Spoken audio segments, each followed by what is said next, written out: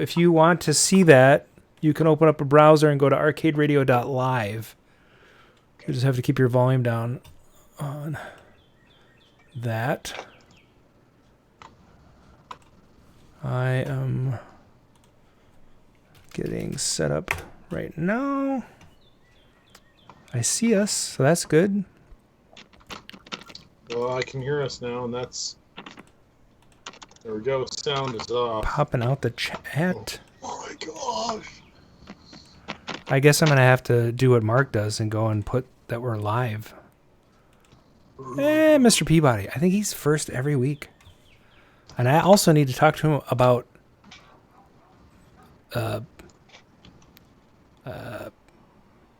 how do I turn this off, the volume? There'll be a little volume thing in the bottom left of YouTube. Just click on that and it'll go off. Yeah, it's okay. Really annoying if that's open at the same time. You get a little bit of feedback. Oh, that's what's happening. Okay, hold on. So yeah, if you find your mute button on your YouTube.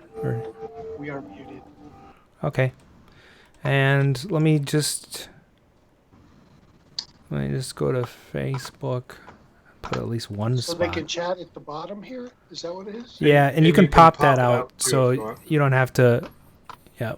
Top chat. Okay. Welding, that's right. That's what I was going to have you help me with, Chris. Okay. Yeah, sometimes I get derailed. I sound a little bit like William Shatner when I get derailed. I was going to have Chris help me with welding. Spock. Oh. I keep trying to justify buying a welder. Yeah, you don't need any more toys, Brian. You have too many projects. You have more projects than I do. I need more toys. You can never have enough toys. And then you're going to be in Colorado for a year, so it won't matter. The one with the most toys when he dies wins. That's going to be me. It's going to be... For years, I just resisted all toys. I said, no way, until I started having to make joystick shafts. And I bought a mini lathe from Harbor Freight. And ever since then, it's been like, oh, what's the new toy? Yeah, gotta have a new one. You know.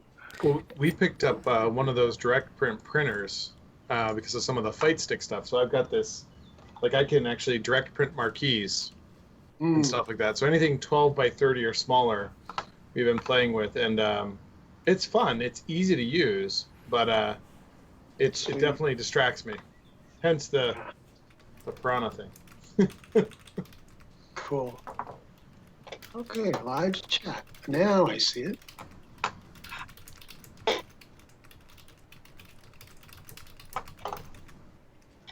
Yeah, Mark was able to join from the UK. Wow. The last time he was out of the, doing something, arcade related, it was for his DeLorean. And so he was at this Michael J. Fox benefit in the UK. And we didn't think he was going to join. And he joined on time. Yeah. And then he did like half the show before he couldn't take it anymore and went to sleep. That's cool. Yeah. He was in bed. And so now he's on the road with a Tron EDOT, Environment Disc of Tron. And I guess he delivered 3 football machines to Steve Taki near Dallas. Yeah. So, or not near Dallas. I don't know. He said he's dropping them off with Steve first because he does not want to have to take them off the trailer. He wants to just deal with the EDOT. He said it's hard enough to figure out how to get that off. I said it's really easy. You just untie it and hit the gas really hard. Well, and hope it doesn't crash. Don't pull a Todd Tucky. If I was him, I'd just... Well, I guess it's not safe to like stay in a hotel. Oh my God. Dolly Relford says, anyone need an arc welder? I know a guy. Hey, Mr. Peabody, the Tempest was working. It was the monitor that went down, which I actually should say, no, it was the Tempest board, but it was the monitor. Oh my God. You know, it's funny. It is. Brian just decided, Tempest isn't working. Throw it out. Yeah. Put a major one in the other room. You know what you should do, Brian? You should grab a new. I think you have a spare Tempest control panel. You could have one made into the Havoc. No, so actually on this kit, the interesting thing is what he did with the FPGA is there's a compensation thing for the spinner. Yeah. Major Havoc plays amazing on here. It actually is. It's better. I like it better than the roller. I'm constantly compensating. So Brian Jones, Frog 7609. Who's Frog 7609? I think I've seen him here before. Netropolis, Joseph Roman. Hey guys, thanks for joining in. Smoke, Inator. Brian Jones in the room. Bobby Jones, not Brian Jones. Bobby Jones. Oh, yeah. I'm sorry. Did I say Brian Jones? I don't know. Yeah. I just expected Brian would have been in there, but. Yeah, went to UK for the premiere of Back to the Future. See, Mark is on the road and still correcting you. Oh my God, he's there. That's hilarious. He's actually here. Yeah, he's a little bit behind. We do have a Major Havoc in the other room, Chris. Yeah. Wow.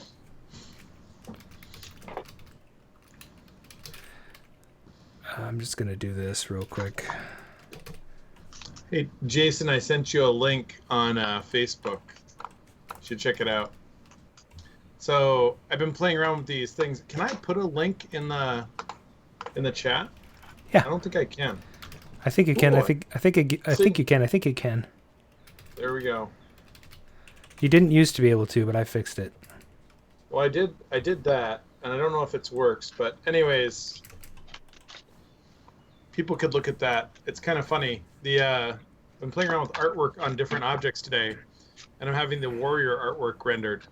So I threw it on a mug. Cool. With where it was, and it looks wild. Looks really cool. Well, now that Mark's here, I can open the show notes. You could do that. That's funny. Oh, it's good. He could be in the chat making comments. I hope someone else is driving. Yeah, that would be bad. Yeah. It's like, or if he's talking into the microphone, or voice he's got to text works. I'm getting a call. I'm gonna turn my phone off too. Why would somebody call during the show on my phone?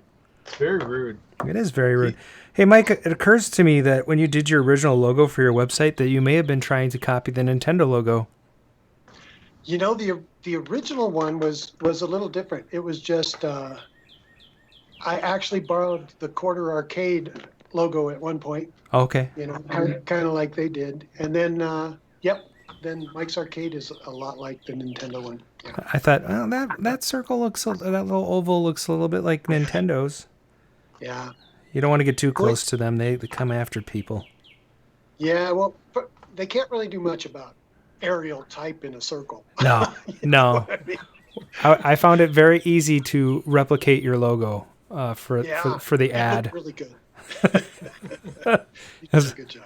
Nice and crisp. If you want a larger copy, I'll send it to you. Thank you. It's just circa 1998 or whenever you made that logo. Yeah, a long time. So Jason's already hitting questions. Uh-oh. Okay, all right. Before we get into that, let's start the show up here. What's that? And I will. And just so people know, if you ask a question in the chat and it's not really at the right time, I will add it to our interview notes so we can ask it during the interview, and we'll make sure we get questions answered. So if it's pertinent at the time, we'll ask it. Hey, Brian, do you have a mouse pad? No. Okay. Click, click. You're hearing click, click, click. Well, I hear him move his mouse too. But that's okay. Now the rest of the audience will key on it. They'll be like, God dang it, Brian, it's clickety, clickety, clackety. Yeah.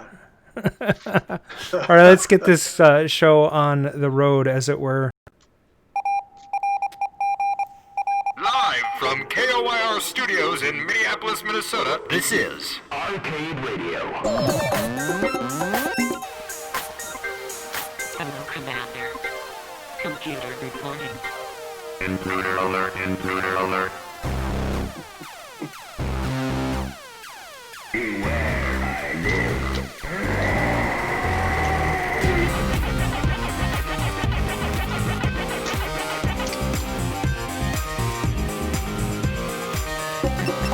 A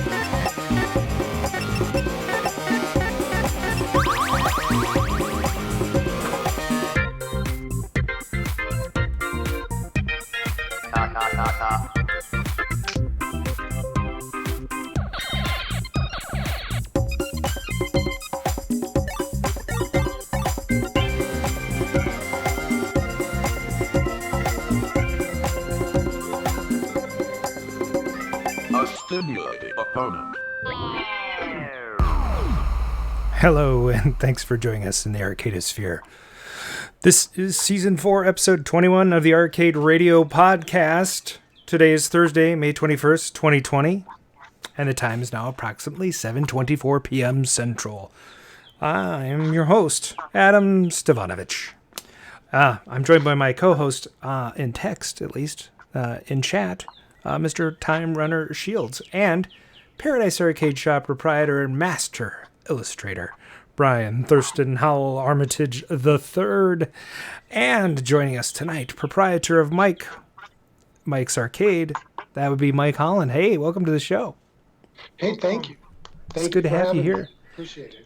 What we like to do, the first part of the show, is talk what we're working on, talk a little bit about what we're working on. I'm going to start with Mark. Go ahead, Mark. Mark? Oh. Wow, you dropped the ball on that one.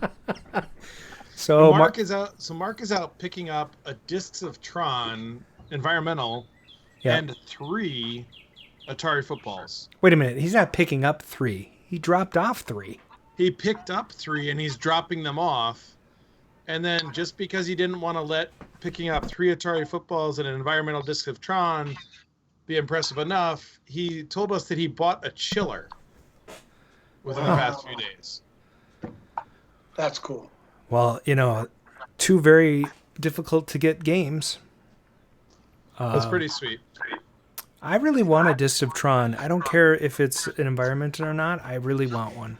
Actually, I do kind of care if it's environment. I'd have too many big games. I have a Monaco GP, Captain's Chair, Star Trek, and that's enough for cockpits.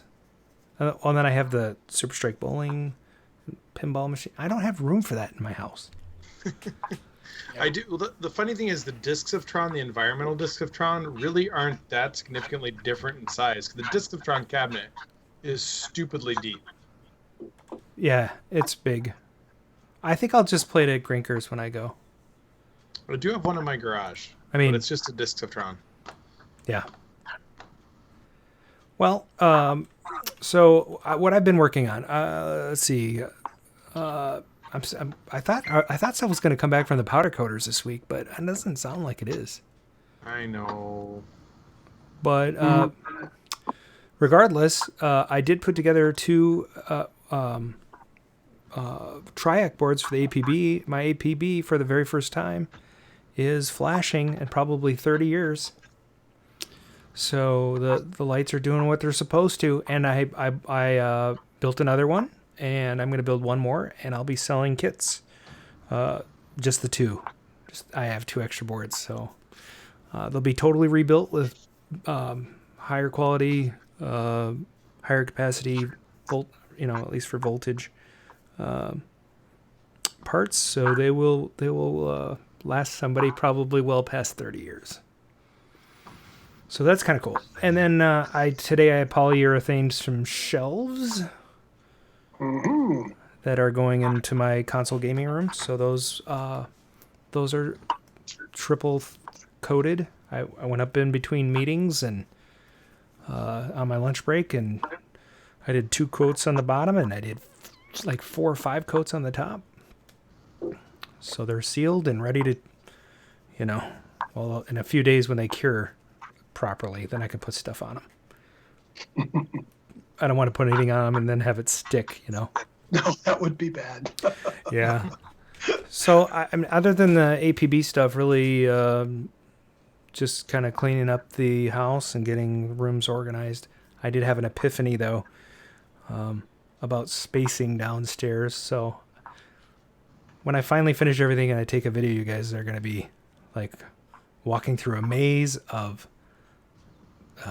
lounge seating and theater seating and arcade games and pinball and wet bar. And, maybe in 2022, when this all blows over, we can have a party. Gotta wait for me to come back from Denver. Right. I think I'll move your picture up a little bit. All right. Shoot. I just picked up a 720 today. A 720. Yeah. Wow. So That's actually, technically, I didn't pick up a 720. A 720 was dropped off at the shop. That is the way to do it. I traded a crazy taxi, sit down, and some money for a 720. So it was like I won, right? Like I got rid of this giant freaking cabinet that I didn't want, Yep.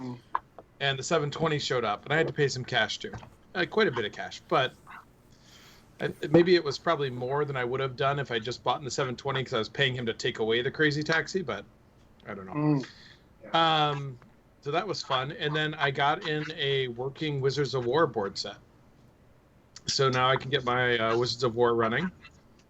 And what else have been working? Oh, and we fixed the Tempest, and I threw my Major Havoc FPGA kit in there. That's pretty So, cool. So yeah. fix the original Tempest board. I fixed it. And Well, no. I fixed the monitor. So the Oh. Tempest board was actually working. So the funny okay. thing is we took the Tempest board from this one, threw it in the other Tempest that we're selling. Oh, okay. And said, And all right, that- let's sell that one. And then I'm like, well, we'll throw the FPGA in here. So That's a nice cabinet. there we go. Tempest. Tempest, yay. Is that tubes? Yeah, It doesn't look right. it's tubes. Okay. Yeah, for those of you that don't know, there's a kit you can put in Tempest it's called Tempest Tubes, and it changes the levels to funky stuff. And this kit, if he ever launches it officially, if it's $750. If you have a Tempest, 100% worth it. I mean, it plays Havoc so well. It plays Omega Race too. I don't like Omega Race in the vertical format as much. Omega Race plays okay on here, but Tempest and Havoc play amazing on here. I mean, perfect. So I would say if he launches this, go with it. And the monitor did collapse in the last video, and we did fix it. Cool. All right, Mike, this is your turn. What are you working on in the hobby right now? Oh gosh. And Well, don't jump ahead, because we're gonna have a whole bit about gadgets. Yeah. So let's talk about your personal projects. My personal projects are I'm restoring the red decay that was painted black into turning it back to radar scope. Oh, And Neil sent me a Space Demon upright. So I'm cool. working on that. And those are my two big projects right now. Awesome. So I love that you're turning a red DK, black DK back into a radar scope. Yeah. There are Yeah. so few radar scopes left. Yeah. So Yeah, it's going to be fun. yeah, that's really awesome. It's kind of like Hellfire. Mark, don't you have a bunch of cocktails around the corner? What to tell us about those real quick? Oh, well, I restored a Sheriff.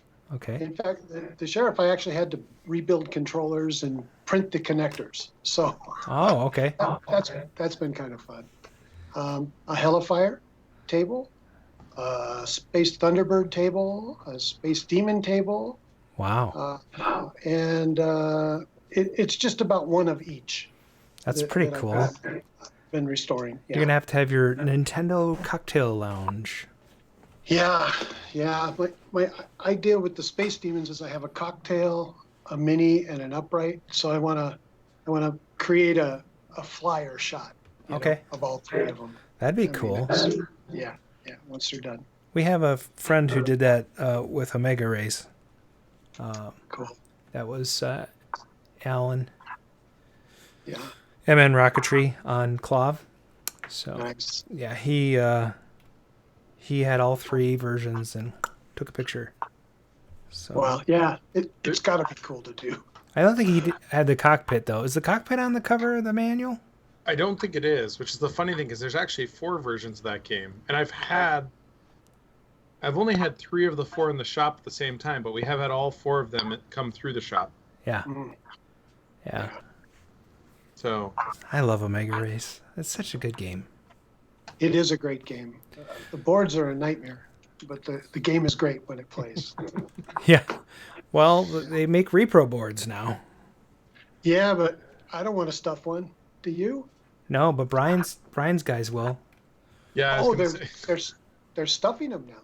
Oh, that's Well, awesome. so I have For a fee. so not overseas. The guys here in the shop. I've got a guy who did a lot of synthesizer board stuffing, and so I kind of handed him a bunch of parts and said, "Here you go." Neat. Yeah, it's nice when you can say to guys, "Yeah, so I really want to get this Omega Race running. Do you mind stuffing this board for me?" Yeah. Oh, and hand soldering it. Exactly. Yeah.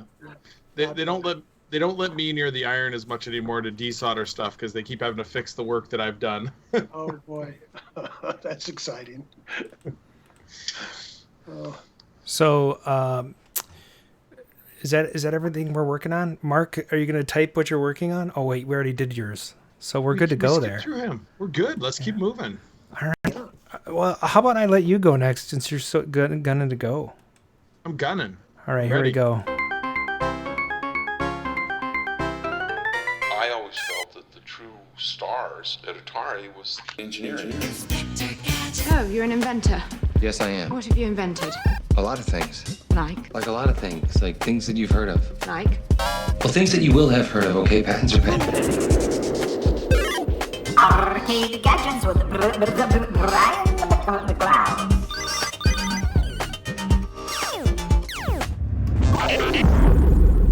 Welcome to the Gadget segment. We're going to keep it nice and brief tonight because I want to give Mike some time to talk about some of the awesome stuff he's doing later on in the show.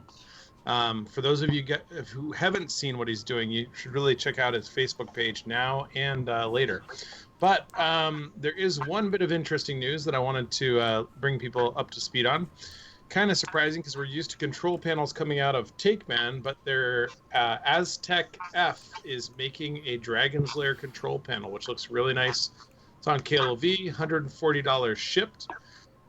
He has it. It says Dragon's Lair Space Ace, but it is the Dragon's Lair cabinet control panel. So, if you need those, check them out. Nice. I'm gonna buy a new scroll wheel. You need a scroll? Yeah, I'm just gonna buy a new scroll wheel. Why? For me? Yeah. I'm not doing anything. I'm not even touching. Is that your only gadget? That's the only, Mike has so much stuff. We're gonna get into it. He's got like Nintendo, like headers. He's got.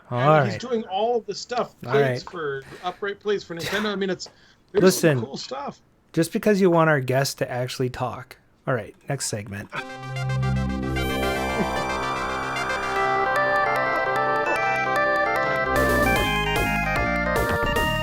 the Arcade News with Adam Stevens.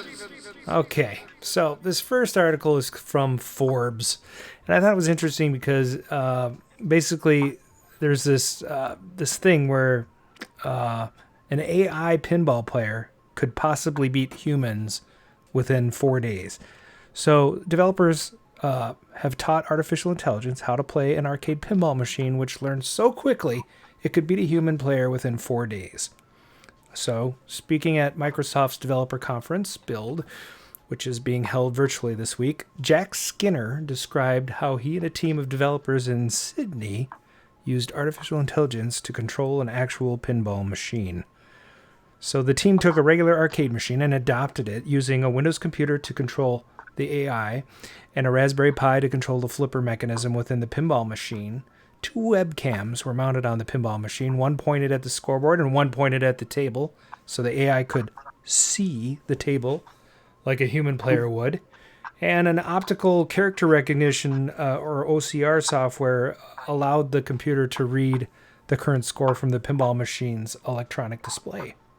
So with no previous model to work from, the AI had to be taught how to play pinball from scratch. And at the start, the machine would randomly hit the flippers with no real reason to, kind of like a kid when you're 5, right? And that's because it still was discovering how to how it works. So, are you? Five. We started him at like 18 months. I'm sorry. What? Tyler was playing pinball before he was 2 years old. Oh, I'm sorry. You're interrupting me to tell me how awesome your kid is. No, I'm interrupting you to say 5 years old is way too late to get him started on pinball. I mean, I know you haven't gone through this, but you can't wait till 5. They're going to miss those ripe years between 2 and 5 where they could be developing hand-eye coordination skills. This thing learned in like a week, buddy. That's great. You know. Well, you know what I thought was interesting about that article? Did you see the part about how one of the flippers went out in the middle of the night when it was learning?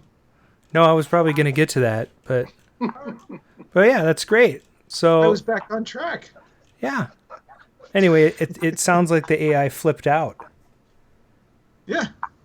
That was that was the Breaking Bad segment of the Forbes article that you spoilered. That was the big spoiler you just gave. Would you like to read the rest of the article? I was trying to be engaged in the conversation. I'm just busting your chops. I'm finding the news interesting. That's good. Since you took over my segment. Oh, your segment. Let's go back to first season and talk about that.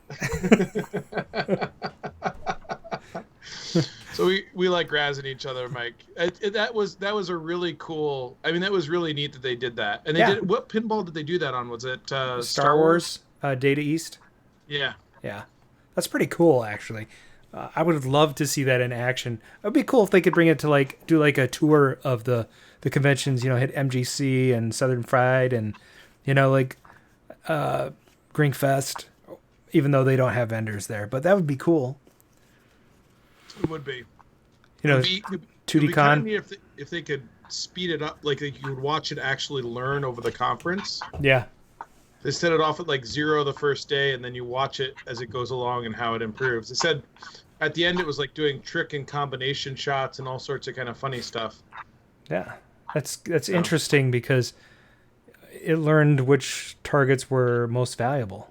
So it's kind of creepy, actually. So that's probably the first step in the machines taking over in 2010. So. I suppose we should move on to the next segment. We could do that. Which is Mark's segment. Yeah. Let's see what that looks like. Back in '82, I used to be able to throw a pigskin quarter mile. Back to the cave with Time Runner. Why are things so heavy in the future? Is there a problem with the Earth's gravitational pull?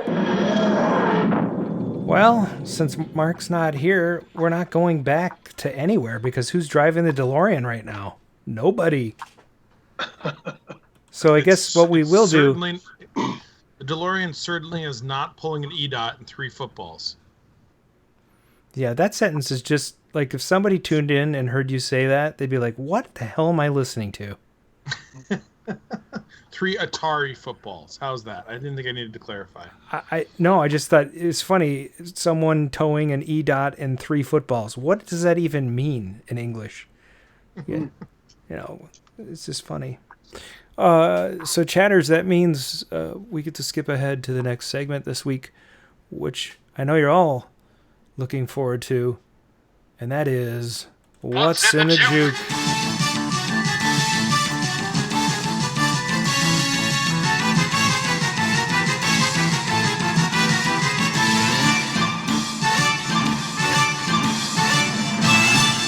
I love that bumper goes on just a little too long. Just like you think it's done and then it's not.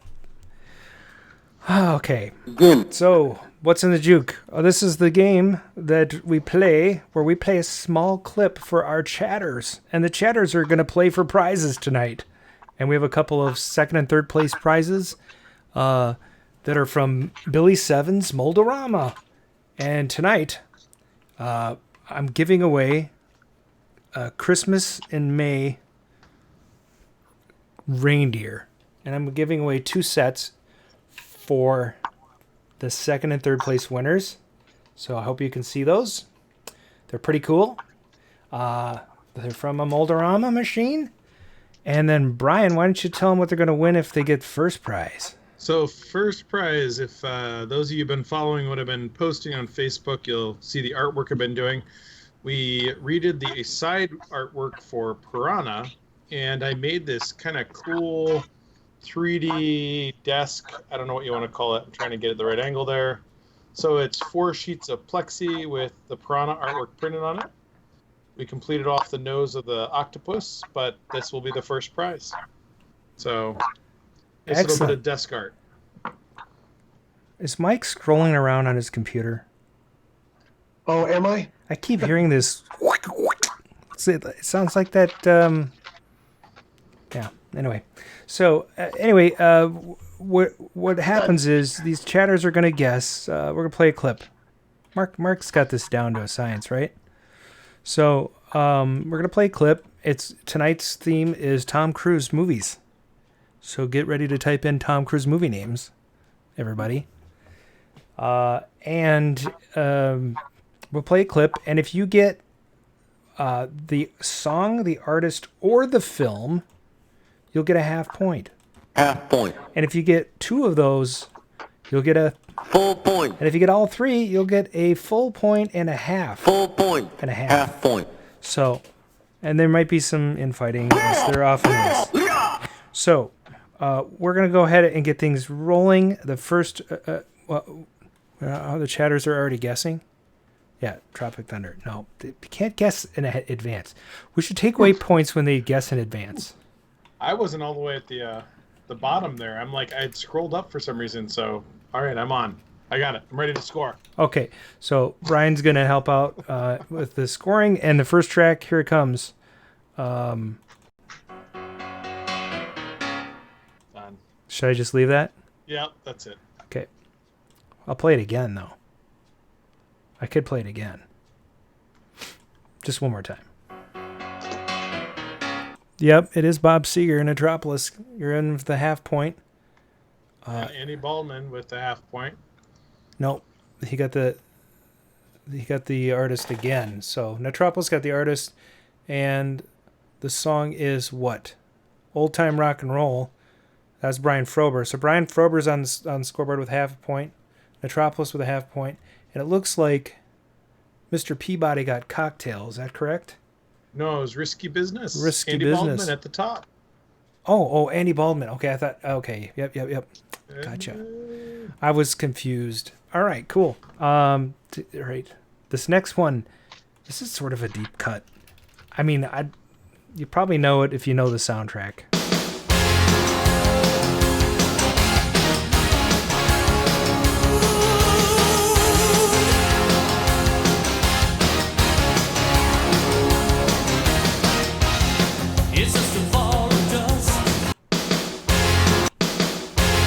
Oops, let me just play that 9 times.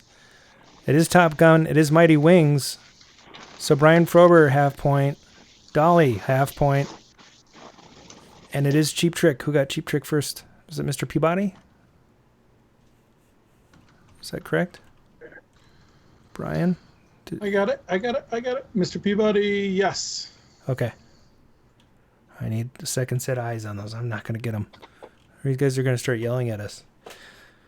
Whew. All right, here comes your next one. This one is okay. Oh boy, I don't think I have the original.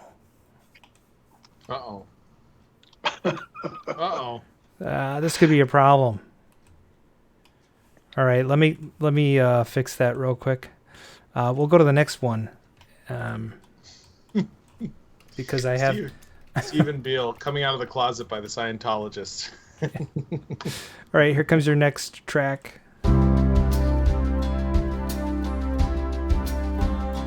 It's a great song. Yeah, this is...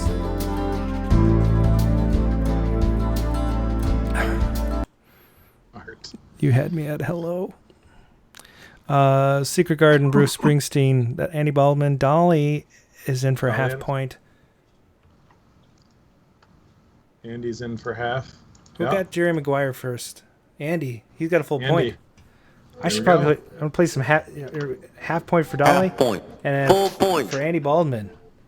So what's the score look like right now? Score is looking Andy Baldwin in first place with 1.5. Dolly and Brian Frober in second place, battling it out at 1 point. And Metropolis and Mr. Peabody in third place, tied with a half point. Okay, I'm going to skip the next track because I think it's too obscure. Actually, the next two are really obscure. Oh, come on. They're terrible. Okay, I'm going to play this one next. So sometimes they're too deep. Like, people are not going to get it, you know. They're just not going to. These surprise us sometimes, though. All right, here we go.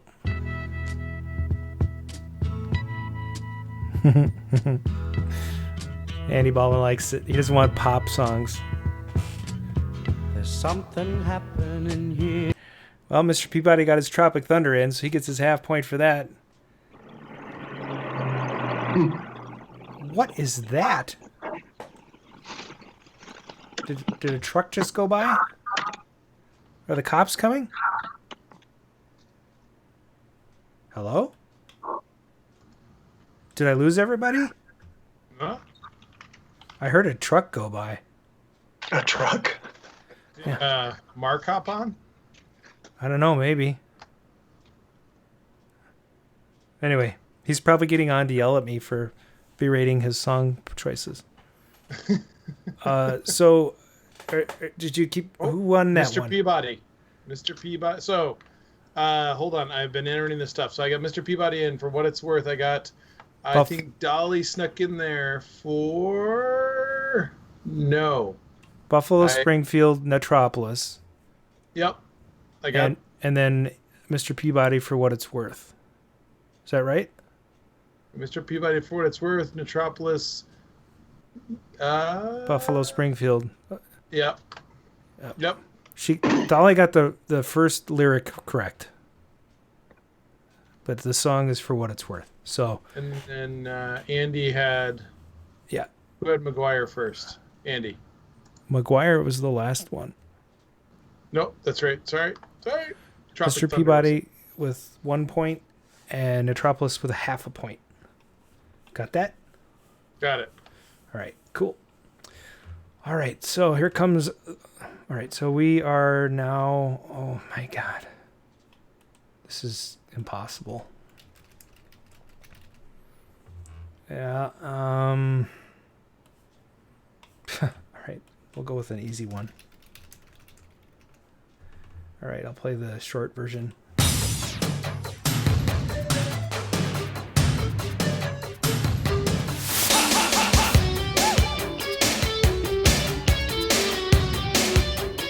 There you go. You got to pay attention because I got to queue up another one. I am paying attention, but I need to know you're skipping around. It's Kenny Loggins, Playing with the Boys, and it is from Top Gun.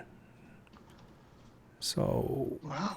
Aaron Sanders getting on the board, and Andy getting another half point. All right. Wait a minute.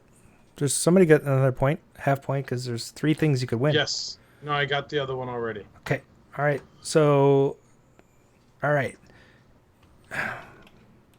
Curses. All right. Show me in the sheet where we are. Oh, you know what I could do is we've done Old Time Rock and Roll. Yep. We did Mighty Wings. We did not do that one. We did Secret Garden by Bruce Springsteen. And then we did For What It's Worth by Buffalo Springfield. Mm-hmm. And Playing with the Boys by Kenny Loggins. Mm-hmm. All right, so we have... we're going back up to the top of the sheet. You got it. Let's do it. All right, and so, yeah, this ought to be interesting. It's a good song. Well, so it would have been better if I looked and saw that I didn't have half of the songs. So it's just, it happens. I don't have every song ever made. I have 38,000 tracks. You'd think I'd have them all by now, but no. You just don't. Well, while we're queuing this up, Mr. Peabody's in first place with 2.5. Andy Baldwin and Brian Frober are tied 1.5 in second place. Dolly and Metropolis are tied for third with 1 point. All right. Oh, here we go. I'm trying to find the correct one. You know, it's not easy. All right. I don't know if this is not. We'll just play all the versions, you know, and then whoever gets the right one. Mr. Peabody. Yep. And Dolly. Yep. Aiko. And his Rain Man. It's not Rain Man. It's Cocktail. Rain Man. It's not Rain Man. It's Cocktail. All right. I don't remember who did the Bell Stars. That's what it was. And I don't have that one. And, you know, it's just. Well, which one did you play? By who? I think this is the one that's in the movie. Let's just hear it. It's like the extended remix version.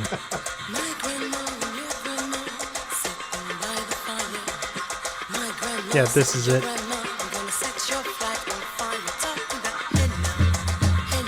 Yep. That's Delusional's guess is Aiko and Mission Impossible 2. That was good. Yeah, that's funny. That is Delusional, funny. negative half point. Negative. No. Yeah. All right. So that was painful. Let's see if I can find this other track, which, you know, I don't have this soundtrack. I don't even know if they make this soundtrack. So this would be fun to see if it actually pops up, which it does not. So, you know. And Dolly, you got credit for it being in Rain Man. So how about this? We're going to finish up with one last song because this is painful even for me. Yeah, I'm really sorry. I know this song. At least I'll be able to find it. And if somebody gets this, I'm going to give them 3 points right out of the gate. Because it's like... Right now, there's a 3-way tie for second place between Brian Frober, Andy Baldwin, and Dolly. Mr. Peabody is in the lead with 3 points. All right. You guys are... All right, let's see if this does it. I'm skeptical, but here we go. Well, play it. Apparently has like a really long intro. I hear a car or a truck again. What is that? That was out front of my shop. Oh, okay. This is a terrible track. I mean, it's an awesome track, but it's a terrible What's in the Juke track.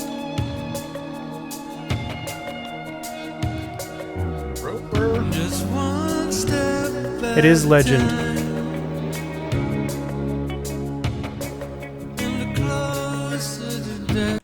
Yep. Someone's got their sound hound out. Is Your Love Strong Enough is correct. Brian Mr. Peabody Ferry. got the name. So you got a full point for that. For the name? Full point. Because he also right. got the artist. No, because Brian Frober got it, didn't he? Did he? Yeah, Brian Frober got Tangerine Dream No, and Legend. it's not. It's Brian Ferry, not Tangerine Dream. Oh. Read the show notes. It's right here. I know. It says Brian Ferry.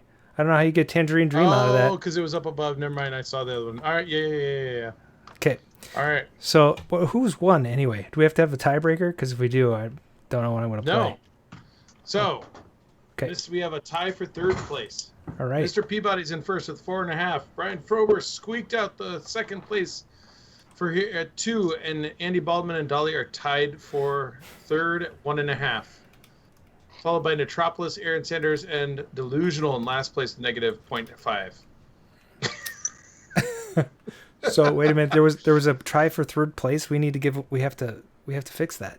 Tiebreaker? Yeah. So this is gonna be one that I pick. So it's gonna be super easy. All right. All right, Dolly and Andy, it's on. All right, whoever gets this first.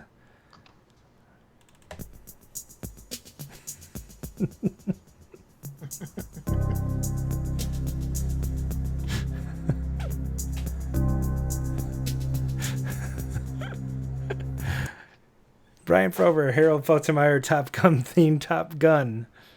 All right. That's good. If you know who played guitar on it, I'll give you an extra point. Yeah. Andy popped out Top Gun before Dolly. Dolly's like AWOL here. What happened?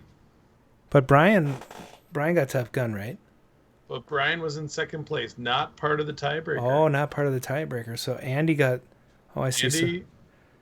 And Steve Stevens. People are looking it up. All right, that's good.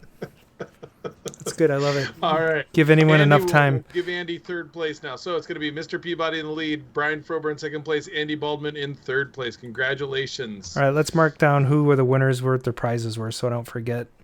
You guys, I probably have some of your addresses. If I don't, please send me your address. Adam@arcaderadio.com, or you can hit me up on Facebook. If you put it in, and by the way, I got mailing materials. I think I mentioned on last week that I hadn't been mailing things out, which is, par for the course. But part of the reason of that is I didn't have all the materials to mail everything out. Now I do because I ordered materials. That way I don't have to talk to anyone at the post office. I can just go to the kiosk and drop things in. So this weekend, I'm going to spend some time at my kitchen table, boxing things up for people and putting things in padded envelopes. And hopefully you'll have something next week to hang on your fridge or put on your mantle. Don't put these on your mantle. At least those will melt. Yeah. This will not melt. Yeah.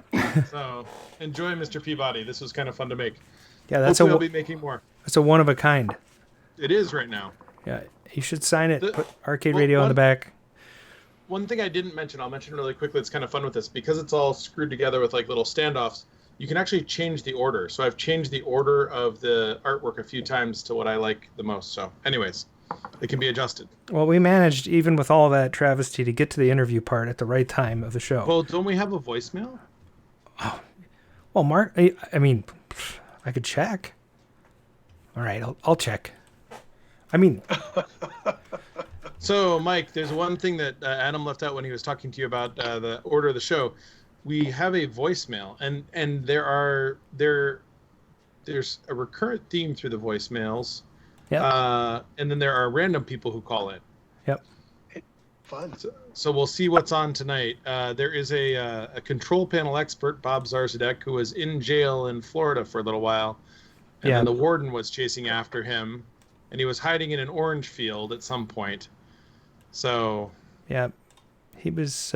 he's a character. He lives behind a Walmart. The last time we heard from him, he stole a SWAT team's uniform, didn't he? Oh, man. Yeah, I don't know. Let's see what's going on here. Okay. Thank you for calling 612-548-GAME. This is Arcade Radio. Please leave your message after the tone. Hello, Arcade Radio. This is Warren Haaland Otis again. I'm calling to inform you that we are no longer in need of your search and recovery services for Bob Zarzadek.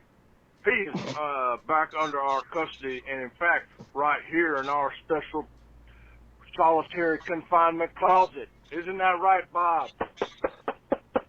We have him with no electronic devices or modern-day conventions punishment. It's like regular punishment, except to flush your toilet, you have to use your hands. It's just a punishment, right, Bob? Well, I'm going to let you guys go back to whatever it is you do. Listen to the radio in your bedroom as a profession. I don't know. Have a good day. I hope this is my bedroom. Who has this many records in their bedroom? I mean, it's weird. We're gonna hear next episode's gonna be hearing about Bob's electromechanical device he's come up with to flush the toilet. That's a control panel for the toilet. Oh my God! There was another voicemail, but it didn't look very interesting. Yeah, it might have been Bob trying to get away. It's not car insurance again.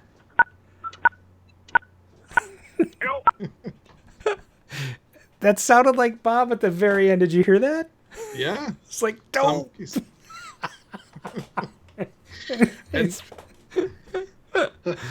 Oh, okay. Moving on. I'm telling you, it's been, the best part of the show is when we get to interview the person.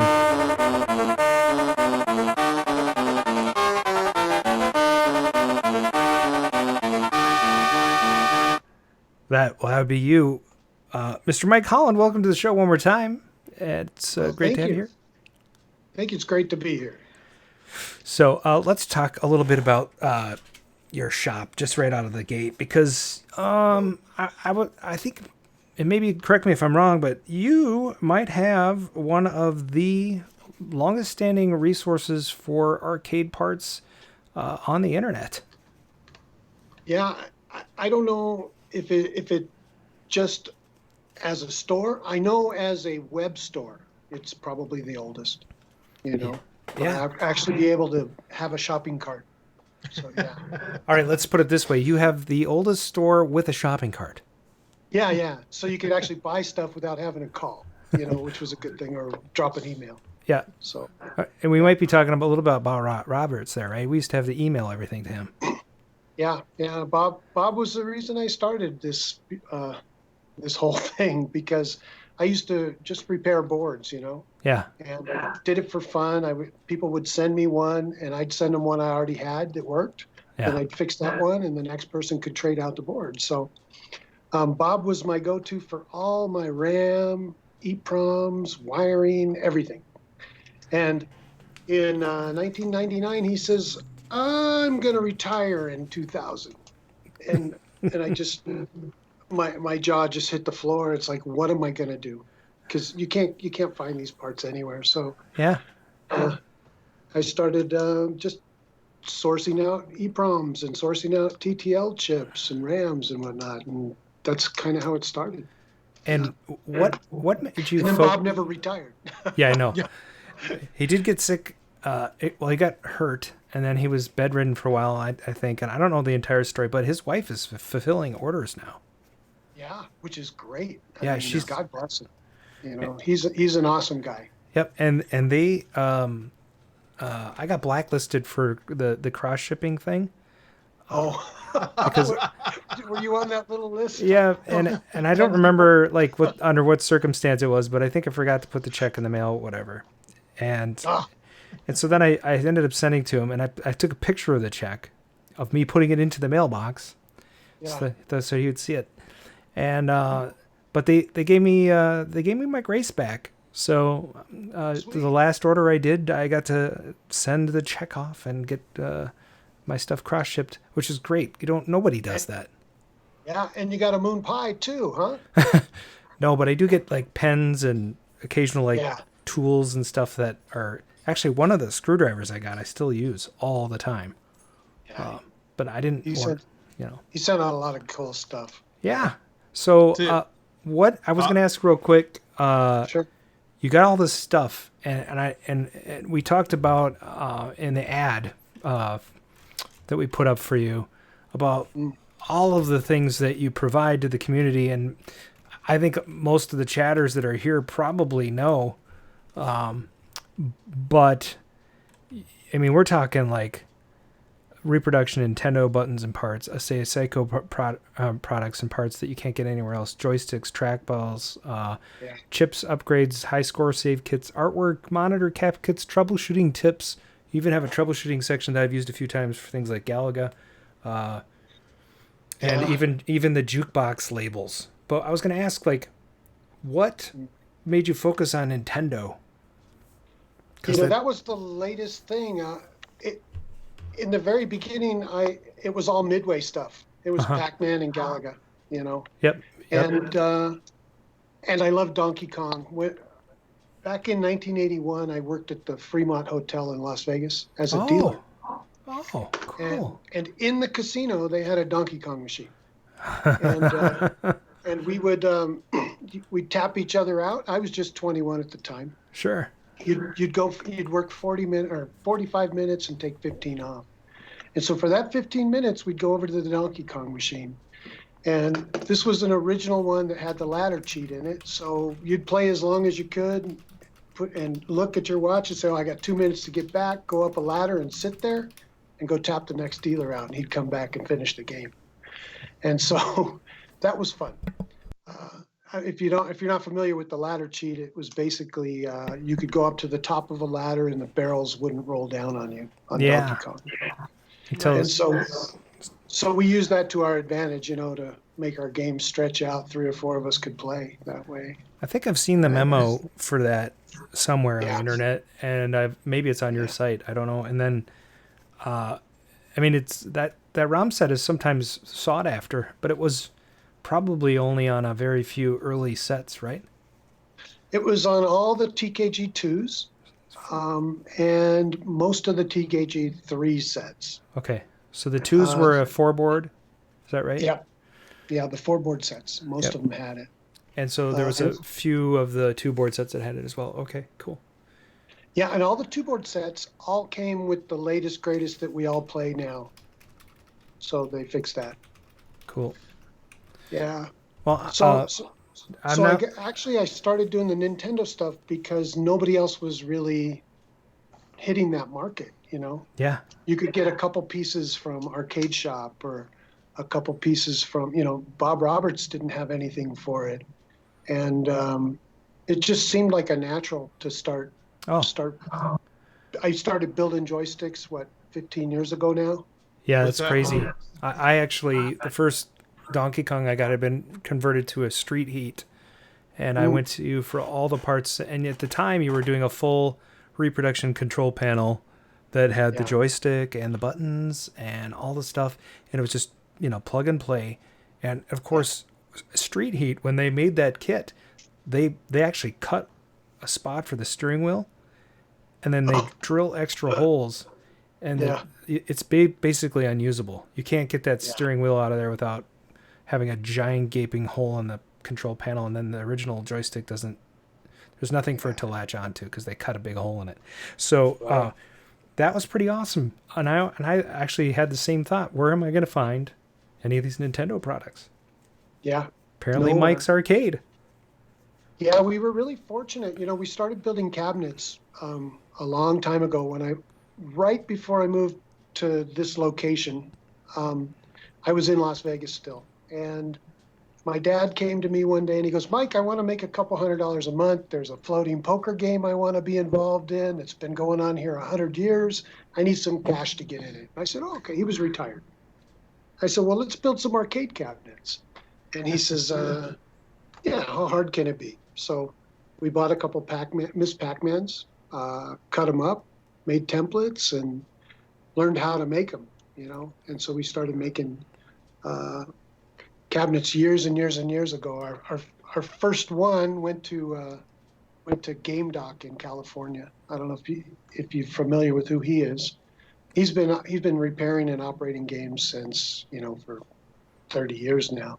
Be interesting to find out that machine and he still sold exists. it to Cuba Gooding Jr. So my first arcade game actually was not a very good one. It was a 1/4 inch too wide, and it wobbled a little when we built it. But it ended up in Cuba Gooding Jr.'s house, which was kind of cool. Isn't Cuba? Wasn't he in? Yeah. In Jerry Maguire. Yeah. He was in What's in the Juke. It's a full tie-in. I bet you. Mark probably did that on purpose. He probably knew the whole backstory. Yeah. So we ended up doing. My dad did a lot of cabinets. He'd build 2 at a time. I'd take them to Vegas, and during the week I'd build all the wiring, build the guts, turn them into JAMA cabinets. Hap Controls was in Vegas, so I could buy brand new monitors at the time, and we did 2 a week. And so I'd take those to LA, sell them, come back to Vegas the next week, go back to, Utah, pick them up. And we did that for about 4 months. And I had a change of occupation at the time. I was a software engineer for years. I worked for Disney and for the telcos and for various other companies. And that job was ending, so I had a chance to move up here and stop having to travel quite so often. But I had to travel twice as far after that to take the games to LA. It's like 500 miles a round trip. So we did that for quite a while, and you know, having the wood shop, we were able to start building other games. And so we started building control panels for the Nintendo stuff, you know, and we were building complete, you know, mostly Pac-Mans, Miss Pac-Mans. In fact, well, I don't have it here. 3 or 4 of the cabinets behind me were built in my shop, so nice, which is cool. So we build them from the ground up and sell them JAMA ready. We wouldn't put boards in them, but we'd sell them JAMA ready to retailers, and they would turn around and sell them in, you know, billiard stores and things like that in California and Las Vegas. And so that's kind of the root of where we started getting bigger, and we got into wiring harnesses because of that, you know, and how to build complete games. And Bob Roberts ties right back into his stuff. His articles were awesome, you know. Here's how you build a power supply. Here's how you do the AC. Here's how you know, this is what you do with your new JAMA harness. And we used a lot of that and learned a lot. And at that point, I don't know if you guys remember, but also in the early 2000s, there was a site called Spies. And Spies was an FTP site. Okay. And it had tons of information archived from old Usenet posts from the guys who started KLOV, or, you know, they were in the RGVAC crowd, which was the rec video arcade game collectors. And they post pinouts and everything else, and they no longer use it. And there's a gentleman named Al Casso in San Francisco. And he says, you know, I don't know what to do with all this information. Could you, you know, do you want to host it on your website? I went, hey, this is great. So a lot of that technical information just fell into my lap. And it's been there ever since. You know, Rick Skeeves has articles on there. He's the guy that started KLOV, which is now WebMagic. Or, you know, what is it now? It's the Arcade Museum, I guess. Yeah. Is what that is. And so, you know, just the longevity and being able to put stuff for people to access has been something I've always had fun with doing, you know, sharing information. And it was a big day, the day I actually made the main site the store, you know, because for years it was, you'd come up and there's all this technical information and pinouts and repair stuff. And one day I flipped the switch and I thought, everybody's going to complain, they're going to hate me. And boom, you know, it just started going. And so, you know, I think I have over 1,000 products now that are listed on the website, you know, everything from nuts and bolts to E-clips and, you know, Asahi Seiko joysticks, which are the Nintendo joysticks. And yeah, that's kind of this backstory for me. And yeah.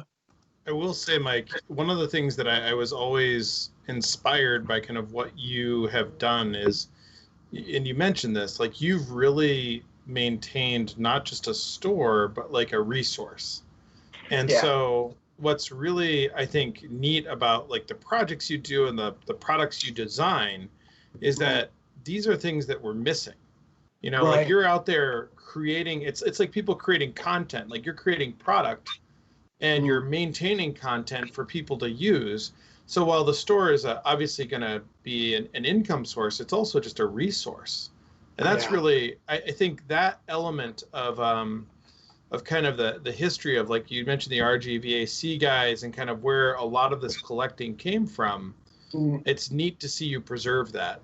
What was one of the, I want to talk something about your new products, but what was one of the first products? You mentioned the Nintendo joystick. Right. What was one of the first? Was that the first product you did as a whole, or what was your first kind of venture into let's do something?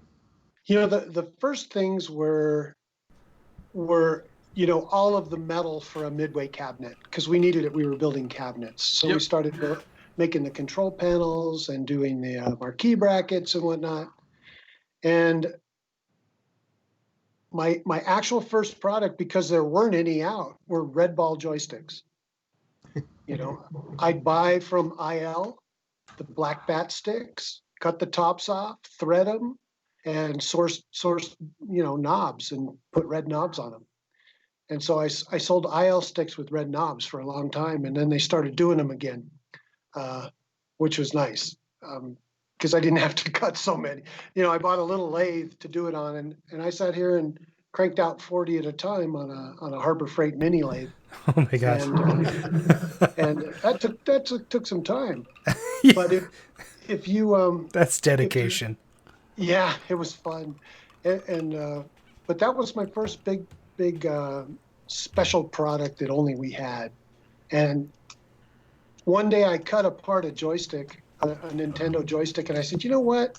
These would be kind of fun. And my sheet metal man was looking for a new project, and I had him make coin doors, Nintendo coin doors. We didn't do a lot of them, but they were really hard for him to do. It was a one-guy shop, but he had a lot of sheet metal experience, so he did that. It was Larry at Crawdad in Marysville, the next town up, used to do that stuff. And then we cut a joystick in half, just to see what the bearing in the middle of that Nintendo joystick was and how we could rebuild it. And he designed all the parts and put it together.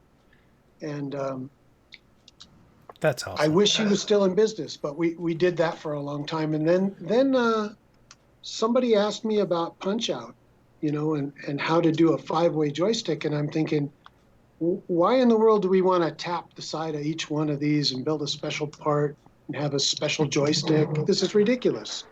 So we came up with a separate switch you could just bolt on to an original, a 4-way if you wanted.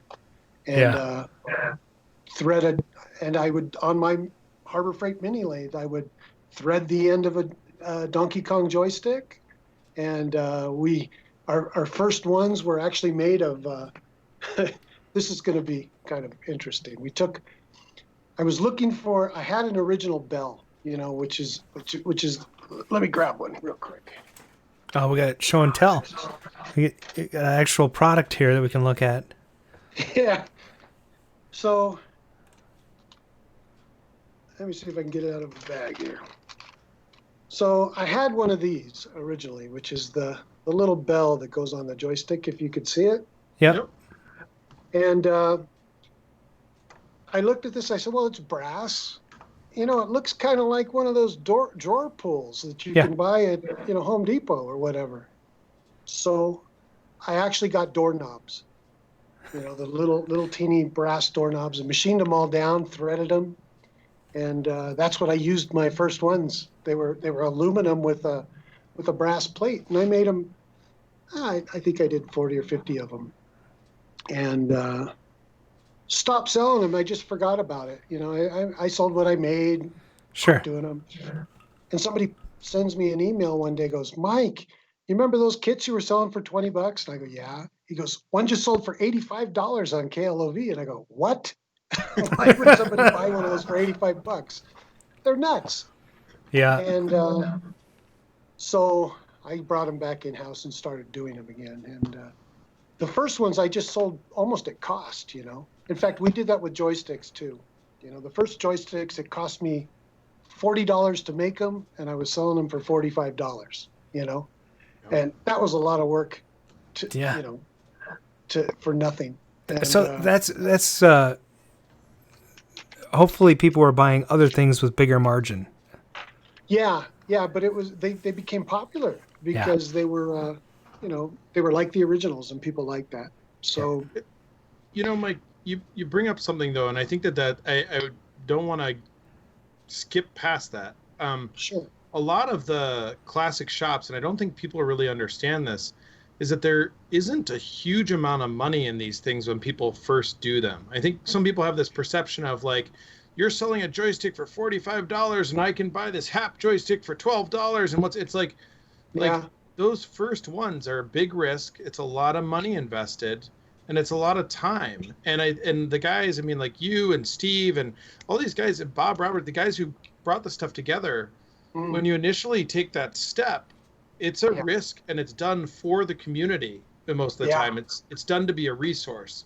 Yeah. And you know, there's a lot owed to you guys for kind of blazing those trails and making those things available. So thank you. Well, and Brian, you know, Brian's done the same thing with some of the, like his Omega Race backdrop and his Spy Hunter seats. They cost a lot of money to make. I mean, it's, you know, you got to injection molding overseas. You have design, you know, and then you got to send it back and forth to get it fitted. I mean, there's hours and hours and hours that go into making this stuff. So there has to be something in it for you other than to try and make money. Someone in the chat was just asking, how do you justify making those parts when you put so much time and make almost nothing? And I think that's part of it is, you know, there's the satisfaction that you get to have that part. You wanted to make that part for yourself. And the other part is, you know, it's not where your margin is. It's like when you go to Best Buy and you buy a TV or a stereo, there's not very much margin in that, but then you have to buy the cables, and the cables are like, you know, cents on the dollar, and your $50 monster video cable that they sell you on, you know, that you really don't need, you could buy them on a price for $10, but, you know, but the point is, you know, that's where you make your margin, is on the smaller things, right? Sure. It really is, you know, it's, nuts and bolts, you know. But you got to buy bazillions of them. You know, I was talking to Anthony at Quarter Arcade one day, and we were talking about artwork or something on the phone. And he says, oh gosh, I just had to write a huge check for nuts and bolts. And I'm going, what? You know, why? And he said, well, I needed coin door bolts. I needed these kind. I needed midway control panel bolts. You know, I needed all the nuts for it. And, you know, you got to buy them in, you know, $5K at a time or $20K at a time to get a good deal. And so, you know, people don't realize, you know, hey, you charge $1 a bolt because you had to buy, you know, $3,000 worth of hardware, or not so much, but you had to spend some money to get those in the store. Yeah. And we talked a little bit about before the show, but I think it's worth repeating. One of the premier products that I think that you sell is the Asahi Seiko stuff for coin mechs. And I remember years back I needed a couple, and you only had like 2 left. And you're like, these are my last 2. I want you to know I'm selling you my last 2. I'm like, okay, I'll be very careful with them. And I was so happy and so proud that I got them. And then you work to deal with them, and they're sending you new ones. But that led us to the discussion about nuts and bolts. Can you tell us that story again? Yeah, well, let me go into the Asahi Seiko thing for a minute. You know, what happened was there were a lot of people wanting a screw from Asahi Seiko. You know, this huge multi-million-dollar company. They call them up and go, you know, I need a spring, and I need a screw that holds on the micro switch. Yeah. And so they were fielding these calls. And actually selling this stuff. Oh yeah, okay, this is 3 cents, that's 8 cents, this is 9 cents. And $12 shipping. Yeah.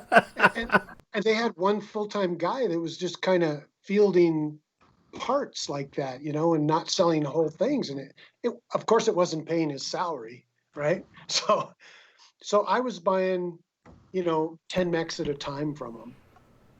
And they knew I was doing it for Donkey Kong, you know, Donkey Kong Jr., old Nintendo stuff.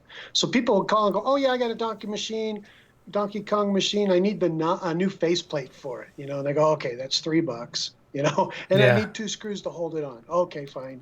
That's 50 cents, you know. And I was buying 10 at a time, and they finally approached me and said, you know what, we can't do this anymore. Will you please be our arcade distributor for this stuff? You're buying more than anybody, you know. We'll send you all our parts, everything, and we're going to stop selling them.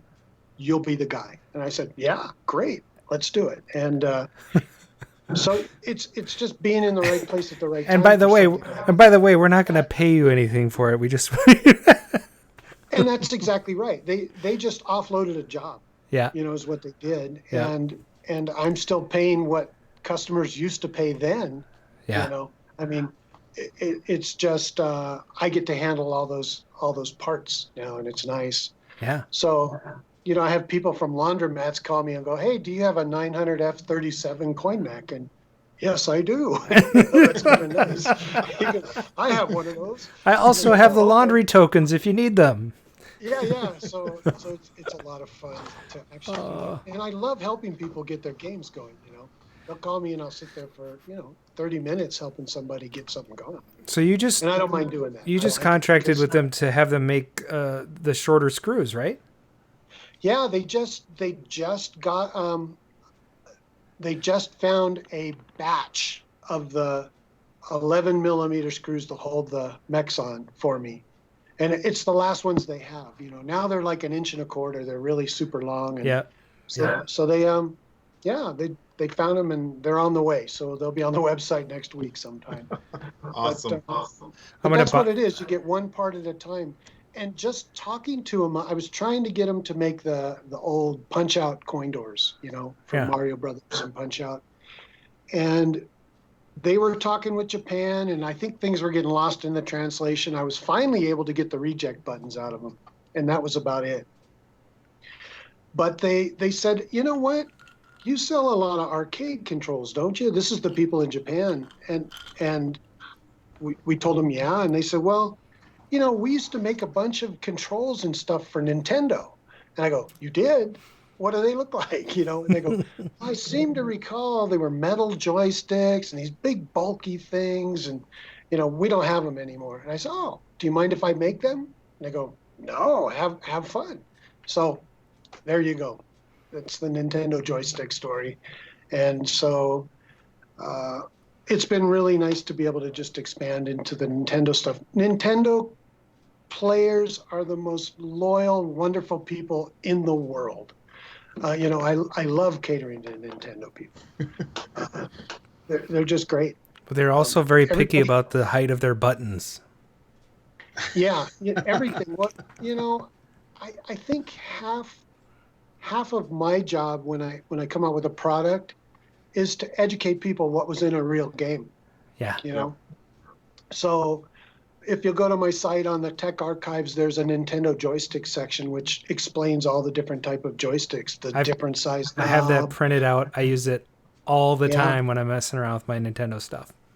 Yeah, everything. And it's been great. Somebody just typed in, it's why Nintendo is still the 900-pound gorilla. That loyalty Nintendo has been great because people will call, and I've been referred to before from Nintendo of America. People call and go, I got a Donkey Kong machine. I need a joystick and a button, and they'll go, oh well, go to Mike's Arcade for that. And now that's the ultimate, Yeah. That makes great. me feel. It's like, wow, I am doing something cool. So. Oh my gosh, yeah. And I talked to you about this before the show, and I'm just gonna say it again because I have 2 jukeboxes in my house, and I use your jukebox strip creator all the freaking time. I love that thing. And it's 20 years old now. Yeah, it's ancient, but it still spits out good PDFs. Yeah, it's awesome.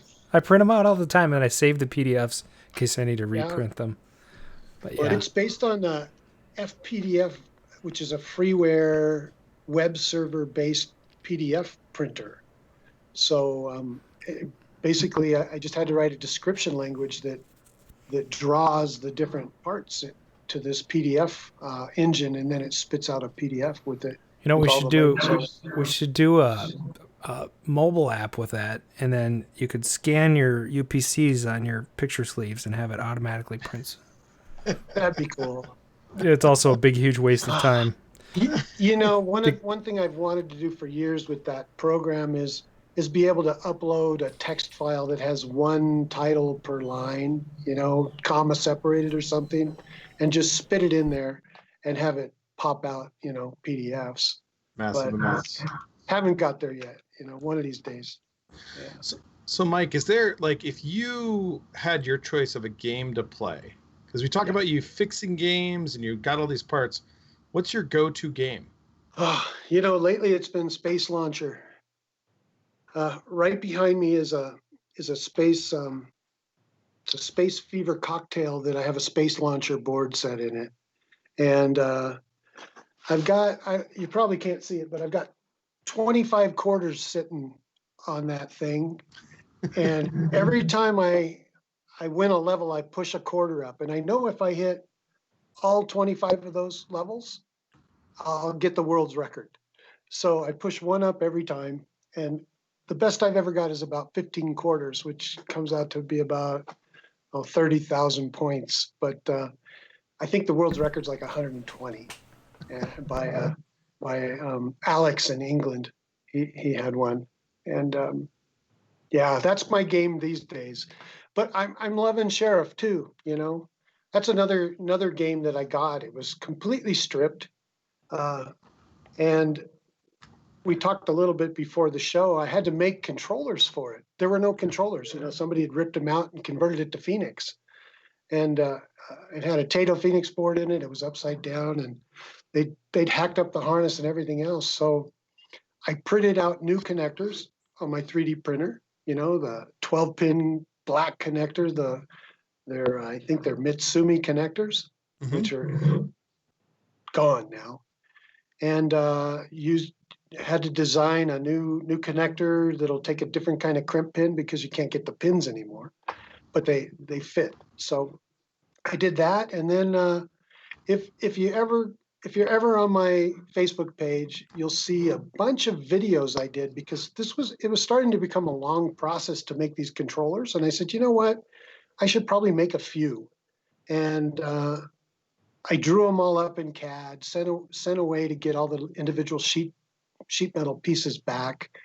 And then I bought a 3D printer so I could print the gears that go in them, because, I don't want to do casting. I don't want to sit here with pot metal and cast gears and whatnot. So all of the insides I 3D printed. There's a cam and a gear that makes it click 8 ways. And then it's like Tato had the same kind of a controller for, what was it? So Tin Star used it, and Frontline used it, and same kind of controller. And Bandito used it. And so I started documenting it one piece at a time. It's like, okay, today I'm going to make all the little barrel things that hold a spring and a bolt, and I'm going to make 50 of them on my lathe today, and we're going to film it all so people could watch it, And I did that so people could see how much actually goes in to building custom controllers. One day I took these pieces and I spot welded them together, and then I had to send them out, or actually spot welded them together, pressed PEM nuts into them, send them out to get plated, get them back, and do some more work. And it's like, oops, this piece is too short. Well, I better 3D print something that raises it up or whatever. And, so I ended up building 2 controllers for myself. I've also sent 2 out to a friend in England, and 2 are going to Canadian Arcade. He lent me the original stick, Chance did up there. And I've got probably 24 more that I'll end up putting on the website for sale. And all the pre-orders, as soon as I get them done, they'll go out to the people that pre-ordered them, and I think I'll have 10 left. And what are you selling those for? They're the original ones. The guys that pre-ordered them basically it's $80 a controller, and same price as a joystick. One of my joysticks, and the ones that go up on the website, they'll go to $125. And that's more than fair for something that just doesn't exist. Yeah.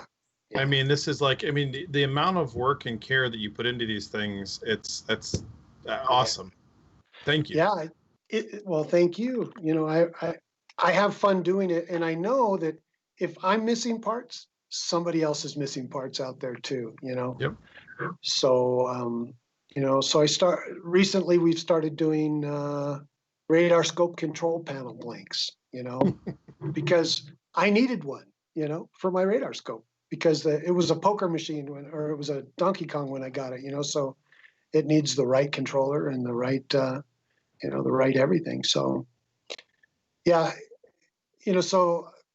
coin hooks for the little hooks that hold the door, on the cocktail tables. I sourced the original locks for the tables, for the really early tables, and had to make parts for them, to get the cams working and everything. And so it's just what do I need and how can I make it interesting for people to look at and maybe generate a few sales from it too, and it's worked. I've been very fortunate. You want to make money?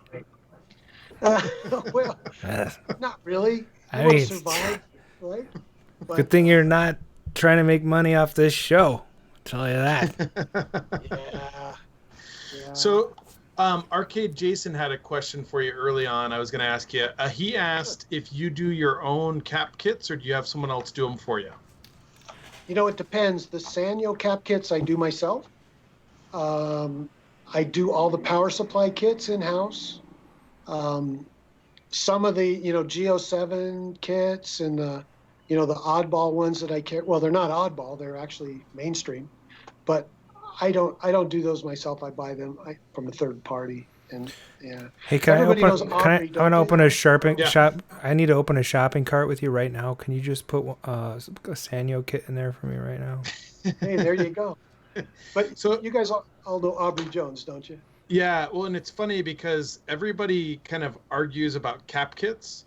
Yeah. And I think what most people don't realize is about 80% of the cap kits on the market come from Aubrey. He's got a great list. He's a great resource. I learned about him in one of the first things, I think the first game I bought was a Donkey Kong 3 that didn't work. The monitor was out. And I got a cap kit from Aubrey to help it. And isn't it kind of hard to find Aubrey's stuff though?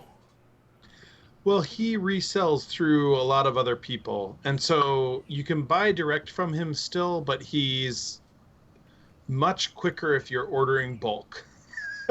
Yeah, sure. He has discounts for 10 or more kits. Yeah. And so if you're buying 10 or more, he's the guy to go to. And both these guys sell the cap kits. You can buy them both from Mike's Arcade and Paradise Arcade Shop. Yeah. And then, now I don't have the super mega cap kits, but I have decent cap kits. Okay. Yeah, it's funny. People get into these things, and we actually so we use his cap kits for some of our repairs, and then some of the stuff that we have that we do a lot of repairs in house. We just have buckets of caps. Oh. And so we just if we're doing Geo5s, we just literally pull out the buckets, put them on the thing, and we just blow through a bunch of Geo5s. Why open the bags?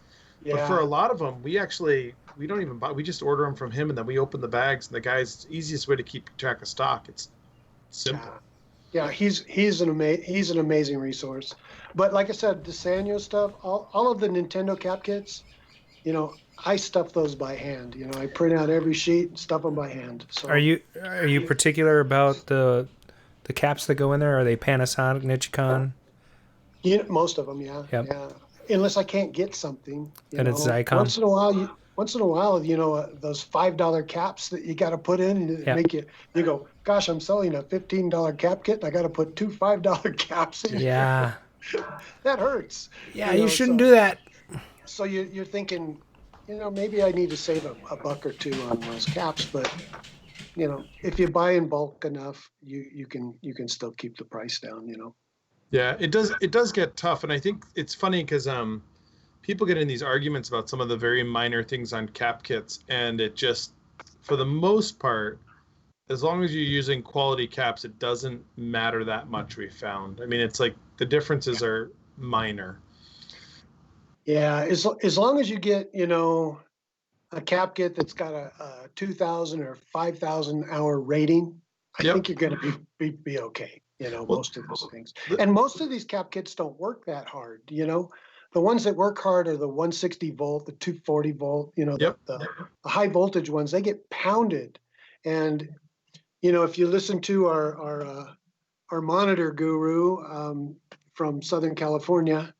Oh gosh, I can't think of his name right now. That did all the flow charts and everything else. Randy Fromm. Yep. You know, I've listened to him, and he says, you know, the ones that take a beating are the ones you're going to have to change more often, and it's just the way it is. So, and Bobby Jones in the chat said, thanks for all you do. Netropolis a while ago said that he got his Galaga high score save kit from you, and his son installed it, said thank you. Nice. Anthony Schwader asked, and you mentioned the fitting for Sheriff that you printed up, so I wanted to use his question. He asked, do you do any custom tools or parts? And talk about what you've been doing lately with this 3D printer, because I flipped on your Facebook page and was like, fascinated. I mean, you're doing some great stuff. It's fun. You know, I bought it. I bought I think it's a pretty good printer. It's a Prusa, you know, and it came from Yugoslavia, and I really like it. It's a professional quality. I bought the kit that was put together because I knew nothing about 3D printing. You know, the last thing I want to do is put it together and have it not work and say, well, what did I do wrong? Right? Yep. So I got it ready to print, and I've had to tear it down and put it back together, you know, a couple of times. But the first thing I did that I actually wanted, besides the parts for the Sheriff controllers, was I had a chair. This is interesting. To me, it's interesting. Maybe to you, it's not. But I bought this brand new chair, put it together, you know, a desk chair. Popped in one of the legs, or you know, one of the casters, and it broke. The plastic piece broke, and it's like, oh man, what am I going to do? This is a brand new chair. I'm not going to drive, you know, another 100 miles to take this thing back, because I live out in the middle of nowhere. And so I took one of the good legs and drew it up in a CAD program and shoved it at my 3D printer and printed it out, popped it in, and boom, you know, I was good to go.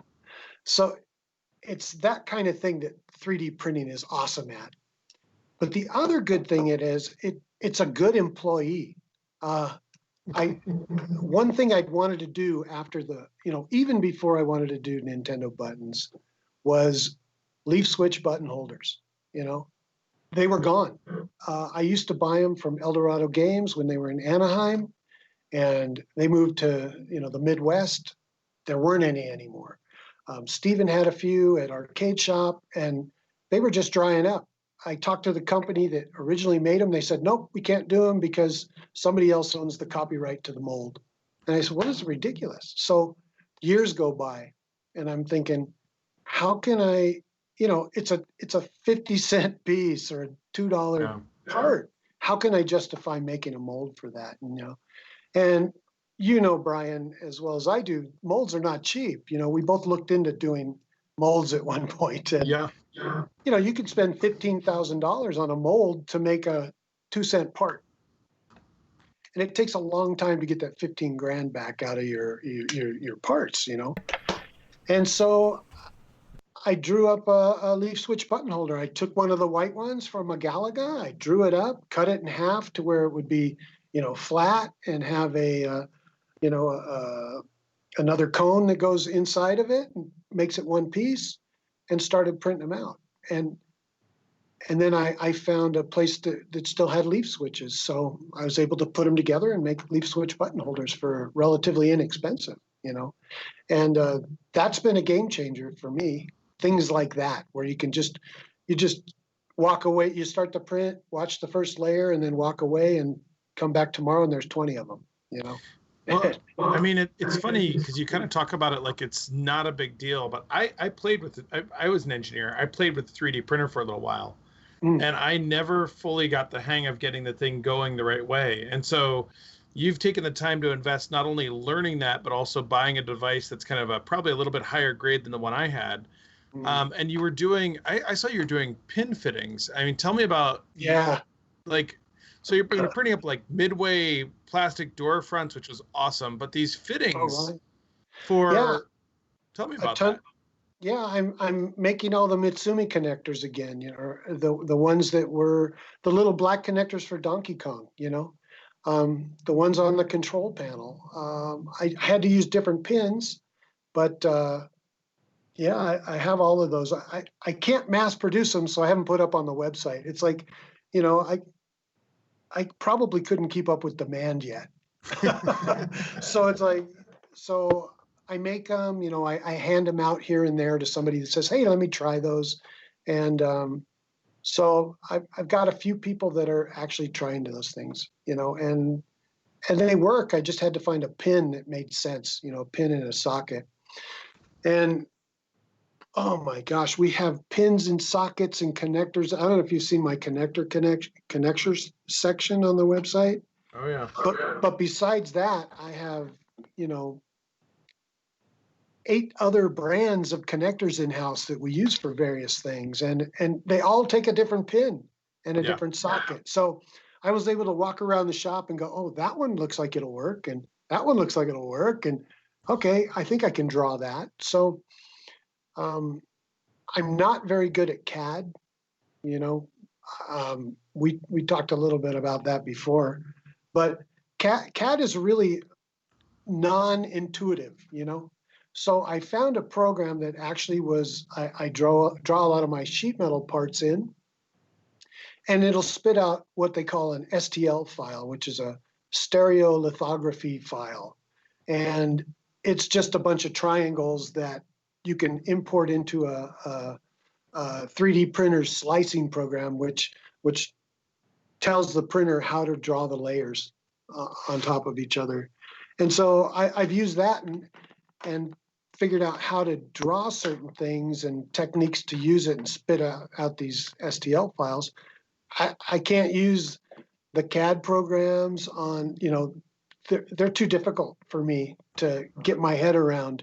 And I don't have the desire to want to learn them because I have this other method that works for me, you know? And so that's all I care about is it works for me. And it spits out some decent products, you know. So I love Melissa Melville's comment on your Facebook page where she asks, "Do you ever sleep?"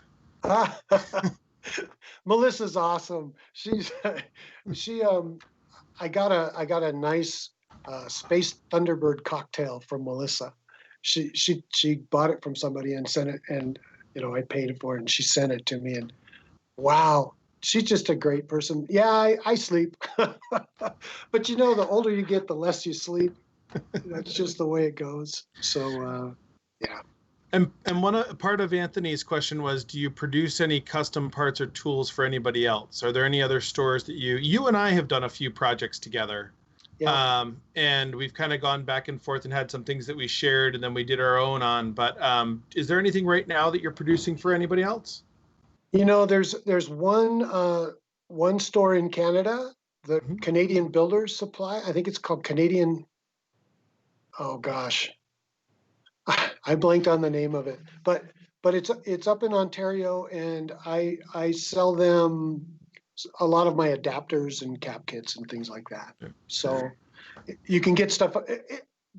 Canada is a nightmare to ship things to. Yes. You know, it costs us a fortune.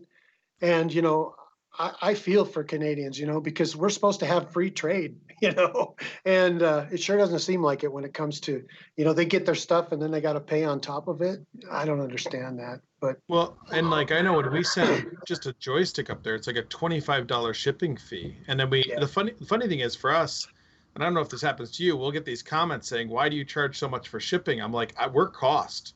Like we don't tack anything on. We just basically we assume that's an overhead cost, and it's painful. I mean, I mean, we guesstimate, you know, we guesstimate based on past experience, and the website figures it out, you know, and then if we charge somebody $22 to ship something and it comes out to be $18, we give them $4 back. Yep. You know, we just refund them. But if you know, it very seldom. If we charge them $22 and it ends up costing $26, we'll still send the item. We won't charge them the $2, you know, because it's a hassle. By the time you by the time you get $2 out of PayPal, you're it costs you what, 25 cents a transaction plus another 14% on top, or 3% or whatever it is. And then your time. Yeah, it's not worth it. No. So, and we sell all over the world. We ship to Africa, we ship to the UK, we ship to the EU. We have customers in France and Australia. Everywhere. So it's. And I think getting back to Anthony's question a little bit is like one of the answers to that is like Mike was talking about what the margins are on products. And so like I know for us, a lot of times if somebody comes to us and says, hey, I'm looking for a joystick for a Nintendo, we don't bother trying to carry them. We just send them to Mike. And I think a lot of the retailers that are carrying stuff, they kind of know who has what. And so there's this environment where, I mean, people come to me and say, do you have Wiccos? I send them an arcade shop. Yep. And it's easy to do that, and it makes more sense when you start to, with some of the items, not all of them, when you start to sell them in between stores, lose some of the income for the stores to do new things, because you're paying shipping and other aspects of it. So yeah. Yeah, I agree with you there. I think most of the phone calls and the emails that I field are people saying, I need this part. You go, oh yeah, just like you said. Well, I don't make it, but my competitor does. Here's where you go get it, right? I'll do that all day long because I want a happy customer. Yep. And they're welcome to call me and find out who has what. If I know, I'll tell them. No secrets. Yeah. And I think that's one of the neat things about, I know Steve and I have sent customers back and forth. You and I have sent customers back and forth. I mean, the goal here, and you got into this earlier and kind of how you approach these projects is to, at least in my mind, and I think the way you view it is to build up an enjoyment and appreciation and support for these games. Yeah. And I believe if we build that community, the stores will live longer. If we all try and cut our piece of the pie and claim it and defend it, we're going to gobble up the market and make stuff go away. But if we kind of build the community as a whole, we'll all be here longer. Yeah, I totally agree. We have to do that. I mean, plus we have so many new collectors coming into the scene that, they go, hey, I want to upgrade to a Dell monitor and a 60-in-1. And you say, well, okay, I can help you do that non-destructively. Yeah. But I'll do that. But normally I tell them, I say, look, that game that, you don't want to convert that iRobot to a 60-in-1. You just don't want to do that. Well, why not? It's really cool. It'd be perfect for it. No, sell that game and go get a JAMA cabinet and put your 60-in-1 in that, We had a guy come to us and he was asking us for parts to put an LCD monitor in his Tron. Mm-hmm. And I basically told him, I'm like, I will not sell you parts to do that. I will take your monitor and fix it for you. I will not provide the parts to put. You cannot put an LCD monitor in. There's some games you can kind of do it, but Tron, I mean, there's the whole environment of that cabinet needs a CRT. Yeah, I tend to agree, but I have dove head first into Wells Gardner monitors now, the flat screens, because they're multi-res. So for years, the only people doing that kind of thing was 2-Bit Score, if you remember them. Yep. And they sold monitors for $400 for a Wells Gardner, and it's like, and they had a little kit that they could, install it. And I went, you know what? $400 is a lot of money for a monitor. I think I can do a better job. So, I came up with a little monitor kit that has, instead of having to buy hap control little wings or whatever, I designed some wings that would fit on there, bolt into where an original monitor would fit for a cocktail or an upright, and give them the original connectors and make it simple for them. Yep. And that way they're not destroying their game. If you buy a Pac-Man machine and the monitor's not working and you don't know anything about it, the first thing they want to do is, well, just make it work, So, okay, here's a kit that'll do that, and so I try to make everything we have brain dead simple for newbies to use. Sometimes it is, sometimes it isn't. But I learned from when I was in software that the most important thing was documentation. It's like, give them a documentation, show them a picture that says, change this chip and plug this in there, and you're good to go. And, that's where we can help people a lot, I think, is because I had to learn this stuff from somewhere. And a lot of times it was from forums or emails or sitting in IRC or reading Usenet posts. And if I can share that with other people and help them learn that stuff to make it easier for them, I want to do that. Sometimes I get a little too technical for people. I had one guy, I guess it's been about 2 weeks ago, and he goes, you know what? I need this and this. And I said, oh, it's right here on the website. This and that. He goes, your site is too much like a parts store. I gotta go look up in the manual what the part number is and type it in. It's too hard. And I'm thinking, God, that's the easy part. It used to be you didn't even know what it was called. And now, at least you have a part number to reference. But I joked at one point that I was going to put a little label on the front of our store that said, if you don't install, like if your dishwasher breaks and you hire somebody else to fix it, you probably shouldn't buy parts from this section. Yeah.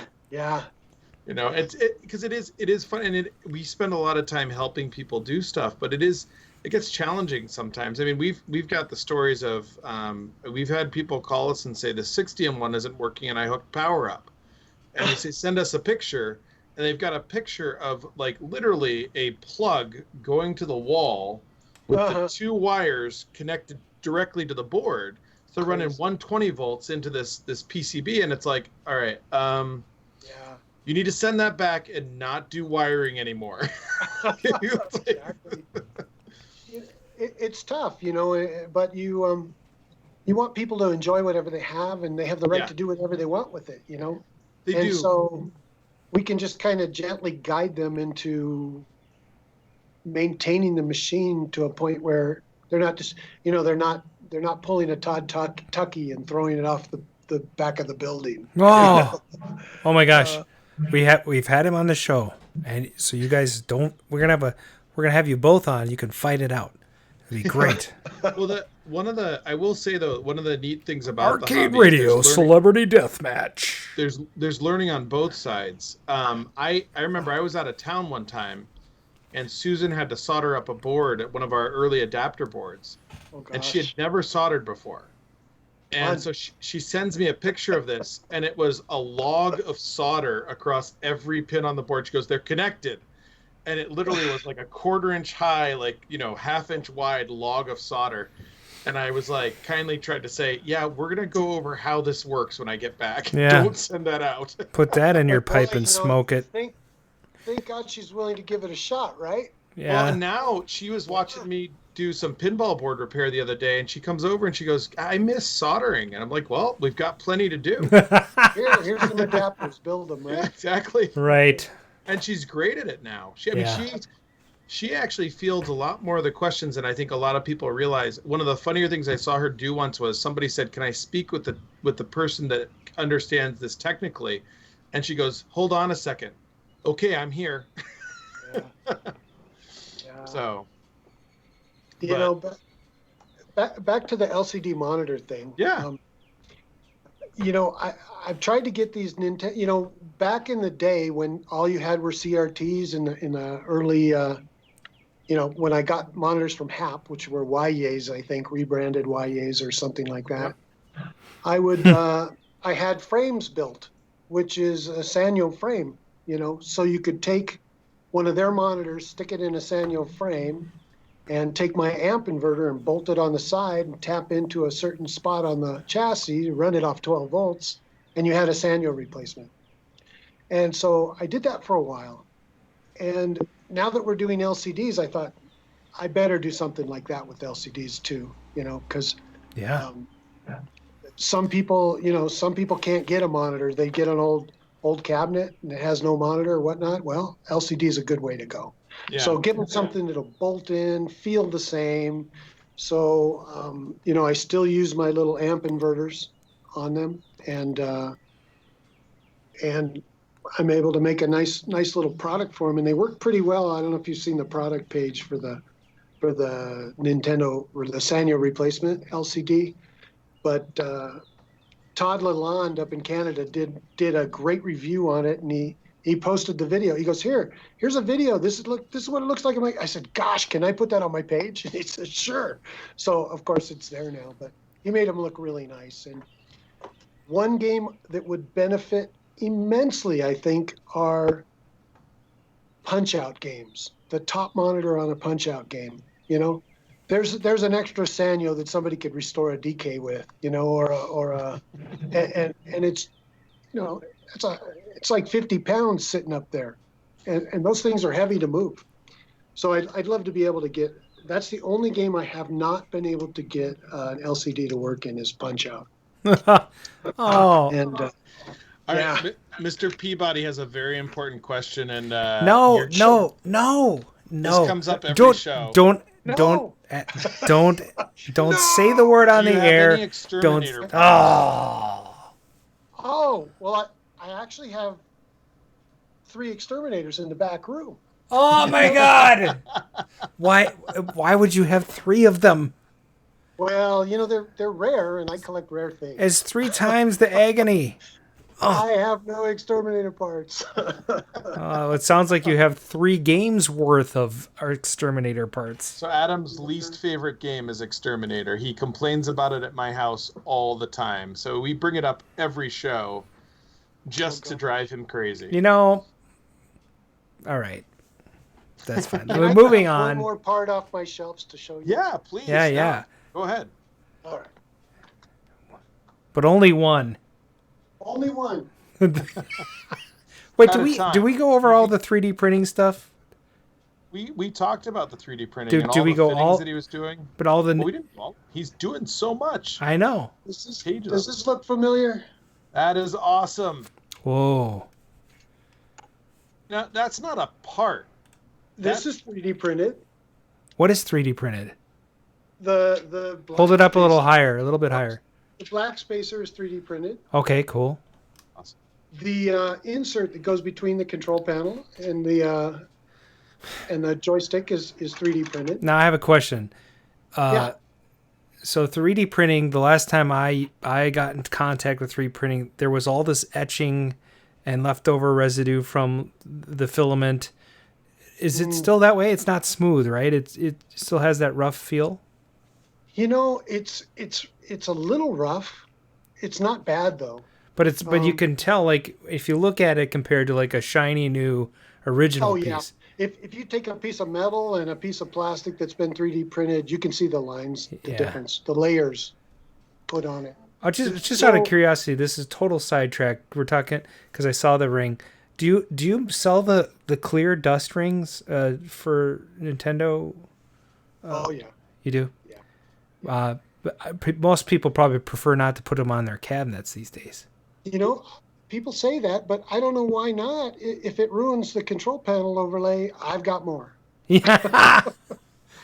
Well, and plus it was original. It's Does like Mike one of have a those Nintendo things. Part, the answer is yes. Yeah. But it's not true. It's not true. He did not have buttons until recently. So I was asked about these earlier. Yes, I now have arm wrestling control panels. So this one's brand new. Everything. Wow. Everything was done in-house. By the way, Mike, we need to put you in touch with Mark. That's cool. That is really cool. That's awesome. So they're fun. We need to have you get in touch with Mark because he has that Hellfire that he did all the work for. You should get in touch with him and you should do the art for that. Oh, the art would be cool. I would love to. I have, I've done the instruction cards for the cocktail. Yep. I haven't done, I decided about 2 years ago to start collecting the cocktails, get them all. And every one I get mostly are converted to something else. Like they've got a 60-in-1 halfway installed into them. Or, you know, or they've just been, you know, holes drilled in them. I got one that actually had the white top cut out, so somebody could set a 19-inch LCD in it, you know, a computer monitor. Yeah.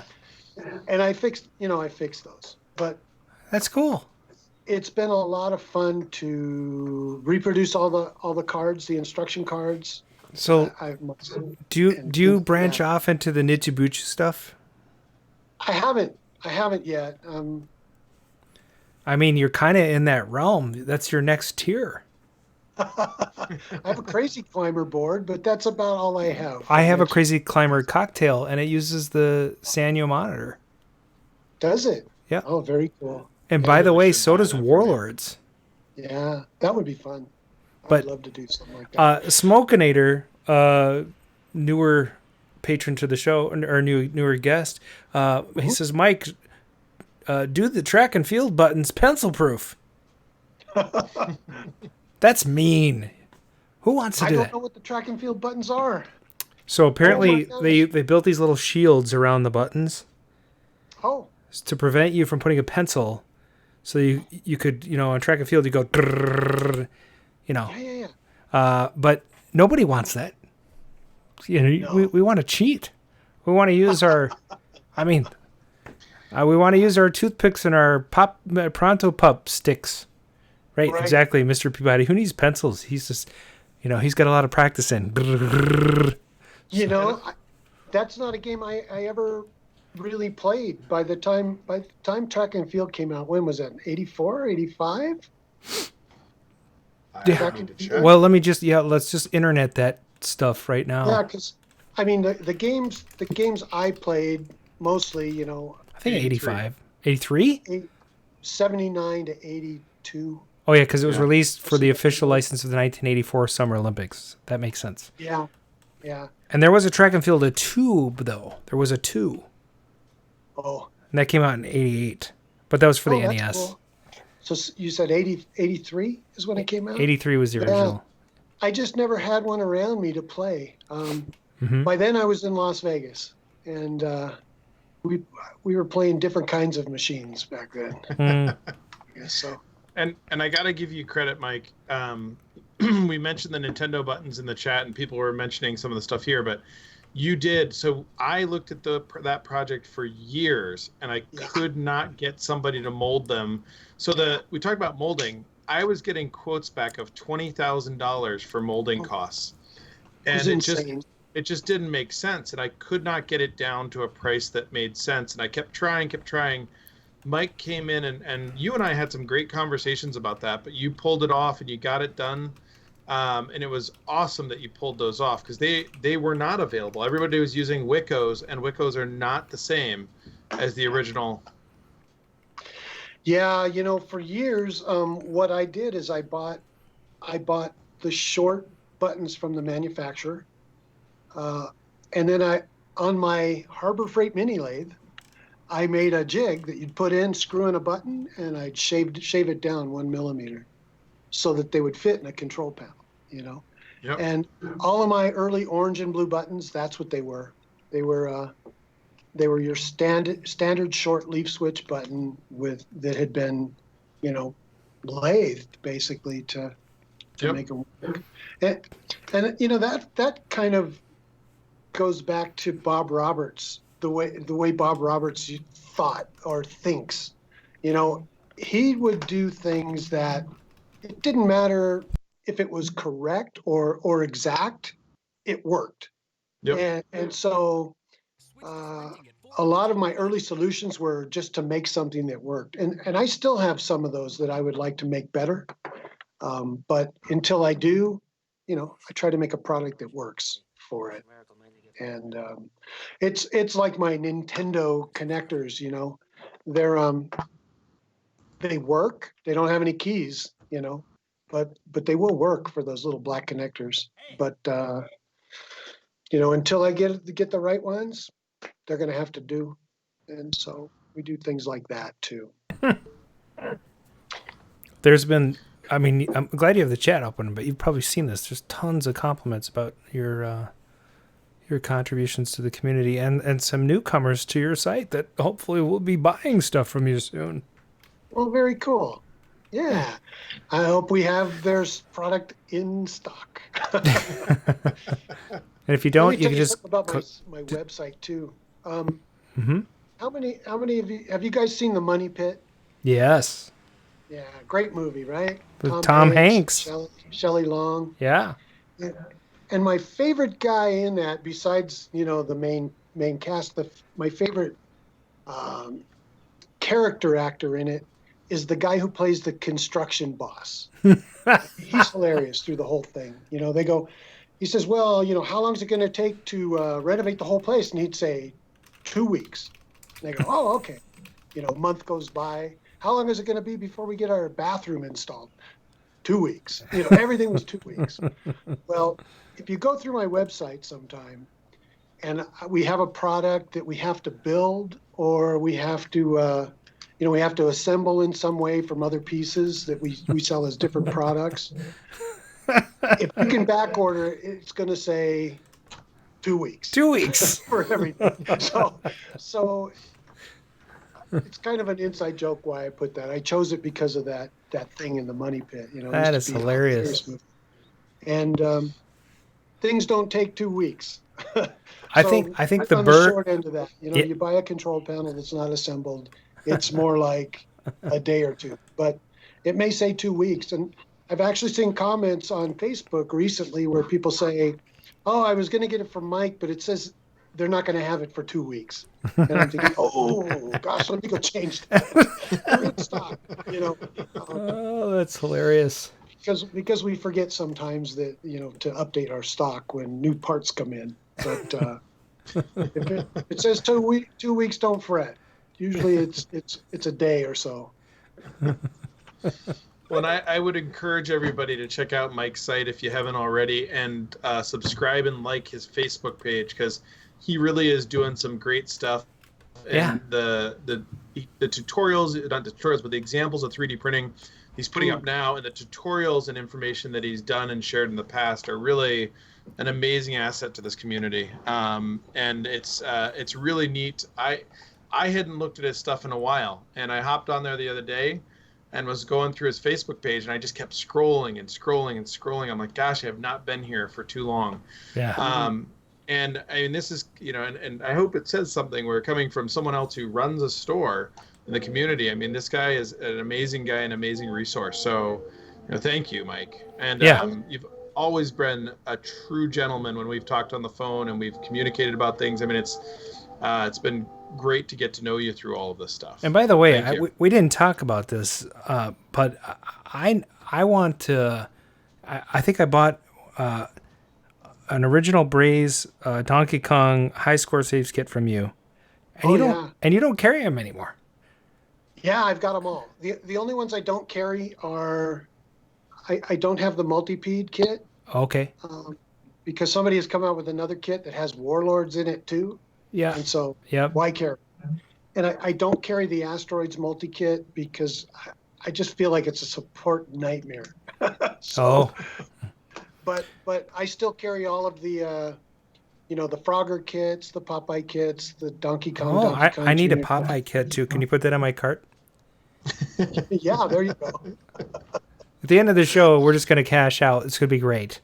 Adam's going to give me his credit card. I'm going to go shopping and buy all this stuff for him, and I might add a few things onto that. All right, Mike. There you go, gentlemen. I want to first of all, I want to thank you for being on the show. You're one of the most interesting guests we've had on in a long time. No offense to my other guests, but some of them of late we've been talking about COVID and how it affects their business. And we didn't get into that with you.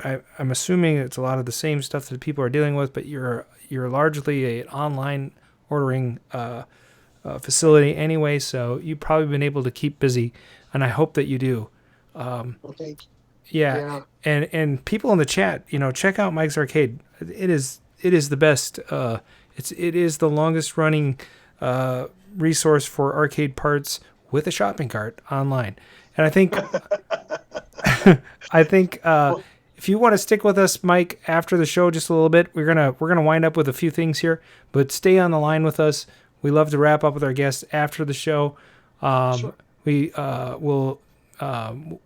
we sometimes include tidbits in the podcast, which needs sorely to be updated. And we'll be doing that soon. But and chatters, thanks for hanging in with us tonight. It's been great. So Mike, any parting words for our guests as you think about, hey, I've been in this business for a long time. If people need stuff, they tell us where we can go. Facebook, all that stuff. Give us your plug for the last bit of the show. Yeah, I mean, anybody that wants to learn stuff, the information's all out there. I know sometimes it's overwhelming to learn how to put together a power supply, or even take a game board out, and ship it off for repair. But just remember, the information's out there, and somebody's willing to teach you. Yeah. You're not in alone. There's thousands of us out there, doing this stuff. So, and when you learn something, don't be afraid to share it with somebody else. I think that's the most. Those are important really great piece of advice. I really like that. And we didn't bring this up, but honestly, when I've called you, and I love to talk to people, I get on the phone and I'm talking to you, you're never dismissive. You give me the time, you help me through my problem, you tell me what's best for me, and then we move on. But that's how everybody should do it in this hobby. Doesn't matter. I think that's great advice that you just gave. So. Yeah, we tend to forget that, that we just get caught up in our own little worlds, and we forget that, we are a service industry and we're a group. Yeah. We're a community. And there's always somebody who's new who doesn't know shit.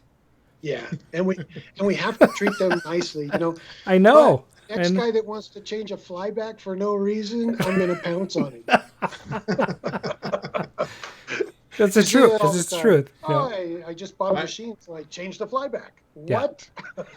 I love reading like the repair forums, and you have these people that come in and they're like, I just got my first arcade game and it has a broken monitor and I'm going to throw it away, Exactly. And it's just like, oh, shake your head, or, hey, you really should try to keep that thing going.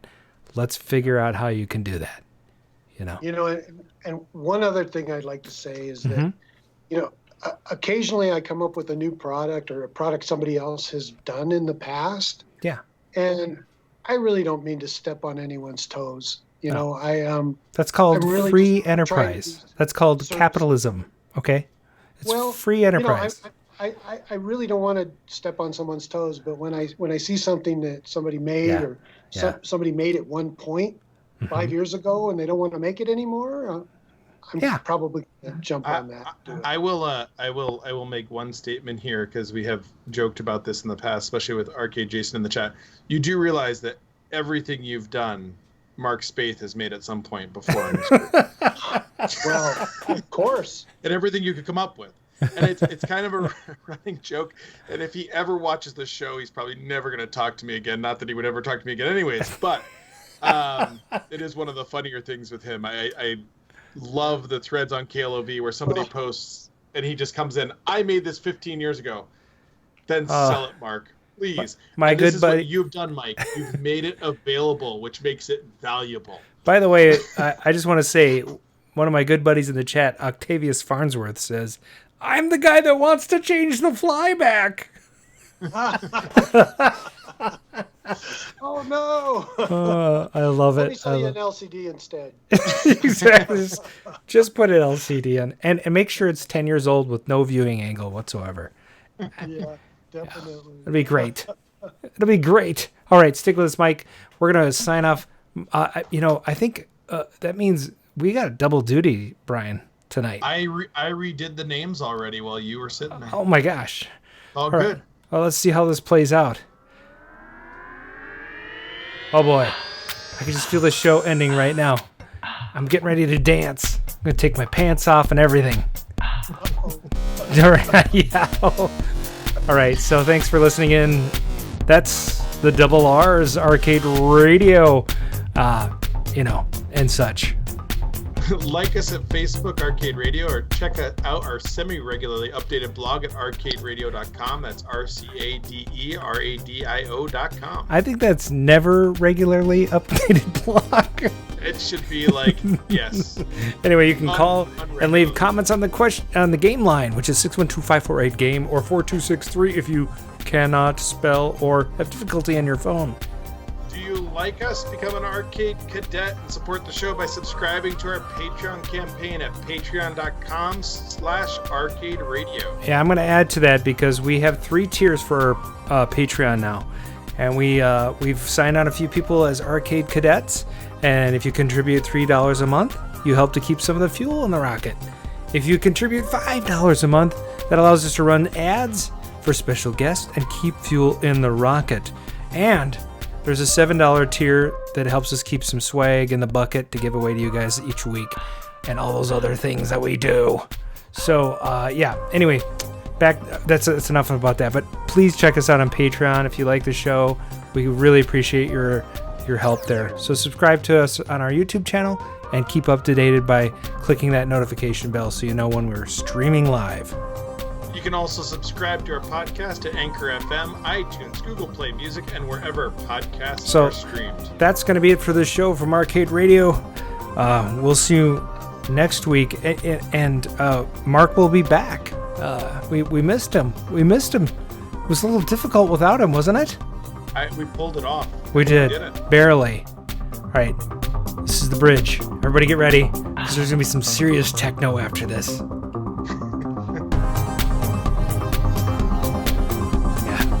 I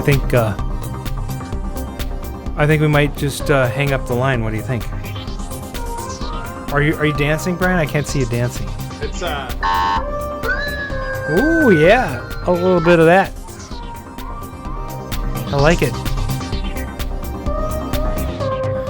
Boy, whoever wrote this song, he should be making an album. By the way, I think I'm going to make an Arcade Radio album. I'm going to put on CD Baby.